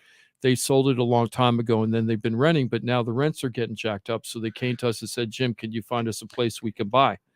Oh my gosh, the appreciation I'm seeing in these units. I saw a guy bought a unit 6 years ago for $98,000 and it's on the market now for $600,000 6 years later. And it's legit. The appraisal's right. I'm a huge fan of buying the commercial properties just because, at the end of the day, you're going to have a rent expense anyways. And because of the cost segregation studies that allow you to kind of push forward and accelerate the depreciation towards the front of the first few years of the property, you can get a really substantial write-off to offset the majority of your income. And we did it when we bought our building, and I didn't have to pay taxes for the first couple of years at all. That's awesome. Yeah. So if you're thinking about rental property, you shouldn't only just think residential. That's one of the takeaways I want to give you. Think commercial too. It's really no different. You're buying like a bay or a couple of bays, and you're renting out to different businesses instead of renting it out to people, and you get a lot of different tax benefits by doing it that way. Yeah, in commercial property, you typically get longer term leases with the tenants, right? So you have more stability with the rents. But even residential, there's a lot of benefits. Like Ross and I was saying earlier, even if you're getting your mortgage, you get your mortgage covered, right? You don't have to pay taxes on the income. So your mortgage is getting paid for you, your property's appreciating. Even if you have to pay a little tax, that's still because you have positive cash flow in your pocket as well. So, you know, there's a lot of benefits. So if you're thinking investing, think of the Florida Home Pros with Keller Williams. That's my team. We'll go out there. We're going to go find your property. If you need great CPA advice, we can get you over to Jarrett. Ross is going to take care of insurance, right, Ross? I'll do my best. Yep, you'll do that. And then we even have commercial financing lined up if you need that. So give us a call. We'd love to talk to you about that. FloridaTalkRealEstate.com. Wanted to go over, thank you, Jarrett, for that. Wanted to go over people moving stuff. I have I know that more people are moving here than leaving, but there's a lot of people moving out of state. I just noticed, I noticed earlier the guy, the gentleman who called first about relocating. Mm-hmm. He was trying to really relocate his entire house. Yeah, you know what I mean? Yeah, he wanted to move we the were whole talking house. about like moving out of state. No, he was talking about picking up a house and relocating. Like it was normal. Yeah. So it's kind of funny, but the moving is pretty interesting. This is the stats I thought were interesting. 25% of the people that's searching for homes, when they start looking for homes on the internet, they're looking out of their metro area. They're not moving from Boynton Beach to Palm Beach Gardens or something. They're like moving from Boynton Beach, and they're like, I'm moving to Destin, or I have a person moving to Lake City from here, or they're moving to Georgia. I have people that are moving to Georgia, Massachusetts, South Carolina, North Carolina, and Tennessee. All those people are like, they want land and stuff. Yeah, mountains. They're looking for what the most thing that they're looking for is affordability. Yeah, that's what they're looking for, is affordability. And they're like, hey, I want to sell my house. I don't want to live in where I'm living, and I'm looking for a slower lifestyle. That's a very common theme of the people moving out of the area. They want a slower lifestyle. They're tired of the traffic down here in South Florida. They don't want that. They feel it's too expensive. They don't see it getting any better. It's funny. You used to move to South Florida for the slower lifestyle. Mm-hmm. That's hilarious. Yeah, it's crazy. There was a really interesting article in the Post a couple of days. Actually, it was the Sentinel a couple of days ago, where there's this city I never heard of before. I think it's called Hope Sound. And yeah, right. Nobody hears that. Ave Maria, something. It's like Ave Maria, something like that. And it's this small town. It was a developer-built town. And all these people from Broward and Dade are moving there, and they're commuting 90 minutes to work every day because they love the town so much. And people are commuting 90 minutes. Now, a lot of the people that they're selling their houses in Broward and Dade, and they're moving out. Get that Brightway going further. There's going to be more. I mean, you can shoot down to Miami now. Like, what is it? It's Brightline. I'm not driving you anywhere. Did you know it?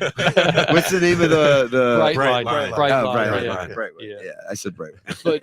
But that to me is a very interesting trend. We're seeing a lot of movement in Florida. Like the people that have been down here a long time, they're like, I don't really like South Florida as much as I used to, and now I want to change up my lifestyle. And because of so many people are working from home and the ability to have work flex hours, I was one of the people that they were talking about in the article. He only has to commute like 3 times a month to Broward. So they could work up in their house, but 3 times a month they're going to be driving down to Broward. So a 90-minute commute 3 times a month, they don't feel like that's big a deal, right? So they're going ahead and doing that. So there's a lot of people that are starting to move out. And here's the other thing. There's a lot of people moving in. Like I said, check this out.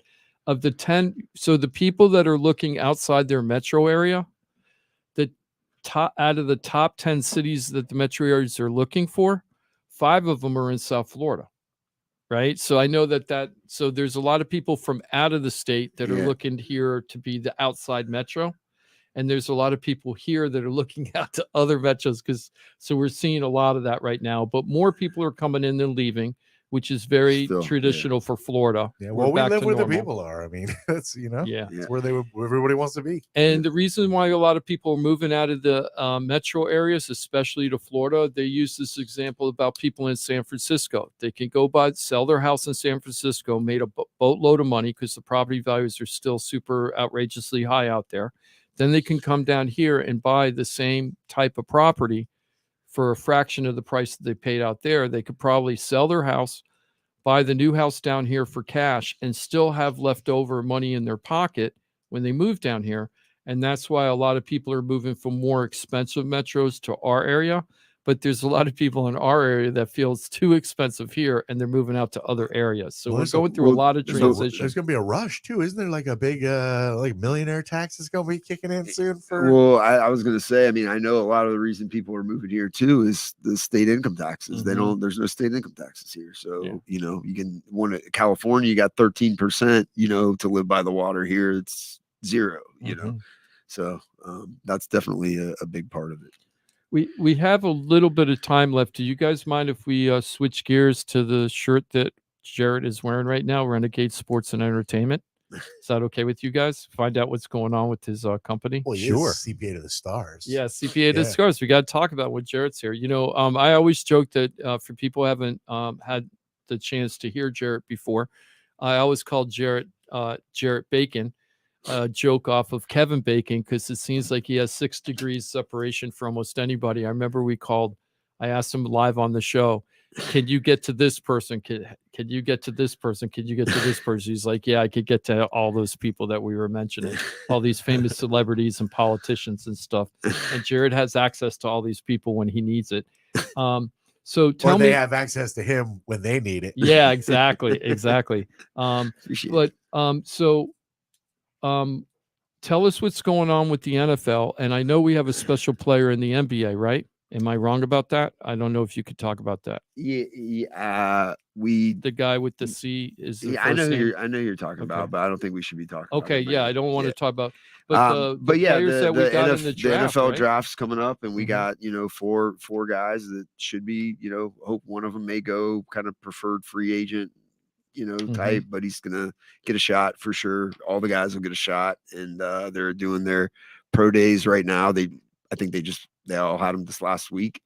Did you go to pro days? Did you have to? Our agent's been sending us videos and stuff. I couldn't go. The timing for the year right now is rough for me to go. I wanted to go bad. I've been in the past. Have you been to the combines before? Yeah, the pro days, but it's really cool. So yeah, I mean they've done their pro days. They all did really well, and we're excited to see this is going to be the first real big. Takes a long time to kind of build the agency up and get the credibility for the players to feel comfortable. You have to start kind of working with lower end guys and build it until you get their trust. And now we're at the point where we've had, we've signed a ton of guys and, all the different leagues. And so we've got a good reputation and we're doing right by the guys. So it's spreading. Can I ask a random question in regards to Renegade Sports and Entertainment, which is a sports agency, entertainment agency? But you guys, so people are like, wait a minute, I thought it was, didn't they a different name? You transitioned, transitioned the company. Yeah, we actually merged with another agency, and we went with their, we changed the name of the business and went with their name that they had. So still the same premise though, kind of like a one-stop real estate shop, but it's for your agency. It's for the sports and entertainment agency where they can come to you for essentially everything. Yep, we're working on. There was some legal things that they're giving us a difficult. They're giving us a hard time with about providing. Charging the same agent fee. They don't like us charging the same agent. When you say they, you mean all the other powers that be in the agent world? Yeah, the agents, the organizations that manage the licenses, the PAs. You're changing the way they've always done. The game. They don't like it. And it's it's actually better for the players. And so, but we found our ways around it, and we're working on getting the proper designations just to CYA ourselves. So eventually we'll be able to by next January we'll be able to advertise it the way we want to, as a one-stop where they can come in, get their taxes done. It's part of what they're paying, year-round services for everything, and not just to negotiate your contract. All right, so obviously you're well connected. You understand the world in and out. And I know, Jim, you have some questions, but this is one that everybody has followed, at least knows a little bit of. Lamar Jackson is in the middle of this huge tug of war with the Baltimore Ravens. Do you think if he was with Renegade, he'd be in a better position right now versus representing himself? Of course. Of course. I think that's, you always need extra representation and people. There's so many things with contracts and just what I do with taxes that people, even agents, don't know. And especially with the more guaranteed pay now in the contracts, the way you structure them, you can shift the taxes from one state to another based on their residency, and it's based on the contract language, and they're just still using standard contracts for a lot of it, and they don't know of the tax laws that go around it and the benefits you can get from just flipping the wording a little bit, especially now that it's more guaranteed. And when we first started doing it, it wasn't all guaranteed. There wasn't a lot of guaranteed money in football. Basketball, there was. Baseball. Yeah. So when we're telling agents, hey, if you change this and you do it this way, there wasn't a lot of precedence to it. And they didn't like it. They didn't want to. It's like you were asking them to work and they didn't want to do it. Yeah, they already have their contracts. They don't want to hire an attorney to kind of shift the contract and give them the okay that's going to be okay. They're saying they've never seen it done before, but there is court cases of Testaverde did it a while back. Massively benefits their client. Yeah. If you're a Florida resident and you're going to sign for a team in California or New York, they got 10% plus state income taxes and you got $2 million guaranteed. If you have the right wording in there, which a normal standard contract doesn't, and you guarantee the signing bonus, then it shifts the taxes from being allocated to all the states that you play in throughout the year to your residency state, which would be Florida. And we don't have state income taxes in Florida. Right. Big so difference. $2 million at 10% is $200,000. Yep. So that's a lot of money. Yes, sir.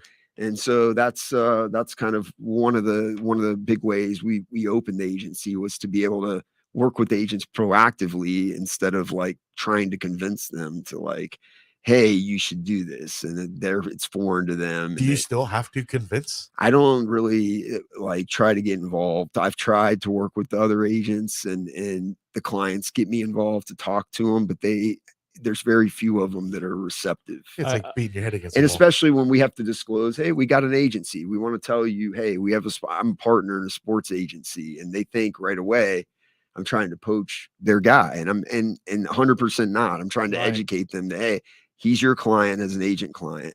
He's a CPA client for me. So I'm trying to share this information, but they don't want to always hear it. So it's worked out to our benefit. It's spreading. So we're definitely getting word out. Anybody listening, I know Jarrett has a big following on Instagram. Anybody listening to this that's an athlete, let me tell you something. Jarrett, everything that Jarrett's telling you is legit, and it's not handled the same way across the nation. And the reason why you got onto Sports Illustrated the first time, if I don't remember, you got an athlete a check back for $1 million from the IRS, where IRS had to cut a check for $1 million back to the athlete. Yep. Because Jarrett found that he was overtaxed for things. It's just the reporting with the teams. They don't understand the tax reporting, and they all kind of do it the same way. So nobody really questions it, and they just take their W-2s and assume it's right. So, huge advantage because you do understand. I read the CBA. We had Yes. tax attorneys write memos on it to make sure we understood what we were doing, and we challenged the cases, and we've won with IRS, so we know CPA it's to the right. stars. Yeah. Hey, I know we're wrapping up. I just wanted to thank the audience. Thank you for the phone calls that you guys have been doing. We are live every week, and those phone calls make our show. So thank everybody, Yeah. Bob and Steve Thank and you, Jen guys. and Bonnie and everybody else that called today. We're live. We'll answer your questions live on air. We'll answer your questions off air too. I actually think you guys make the show personally. Nah, the Jim, callers make the Ross. Yes, but the callers definitely bring all new perspective. If you have a question, look, other people have that same question. If you're dealing with an issue, others probably as well. So don't ever be shy, but always remember, you can get a ton of information. Yes, by calling us when we're live on a Saturday, but you have access to this team always on Facebook, Florida Talk Real Estate, YouTube, Florida Talk Real Estate LLC, ton of informational videos to be had. And we do live stream on both every Saturday morning for 2 hours of infotainment. Florida Talk Real Estate, also a .com. We call it your one-stop real estate shop for a reason. You have access to the entire team. Yes, all of them. And they work cohesively together and have for years now. Know it, use it, love it, and share it. It's floridatalkrealestate.com. If you need the team, they're there for you. And again, share that information. You never know who you can absolutely hook up by putting them on FloridaTalkRealEstate.com. Ross Komarinetz, Brightway Insurance, Juno Beach. Have a great weekend, my friend. Thank you. You do too. Jarrett Perry with Renegade Sports and Entertainment. Of course, Perry Group CPA. I know you're super busy, but come and visit us soon. I will. Appreciate you guys. It was fun. We'll be keeping an eye on you as we get the draft going. Yeah, too. it's going to be fun. And Jim DiPolo with the Florida Home Pros team at the Keller Williams Innovations. I hope you have an excellent weekend. You too, guys. Thank you so much for coming. We got Joe and Greek joining you here soon, Jimothy. Yes, we do. Gonna have a live show today. Squeezing out a sports show coming up next 4 hours, they'll promise. And we'll be back next Saturday, 2 hours of infotainment. Every Saturday, it's Florida Talk Real Estate, and we're right here on Real Radio.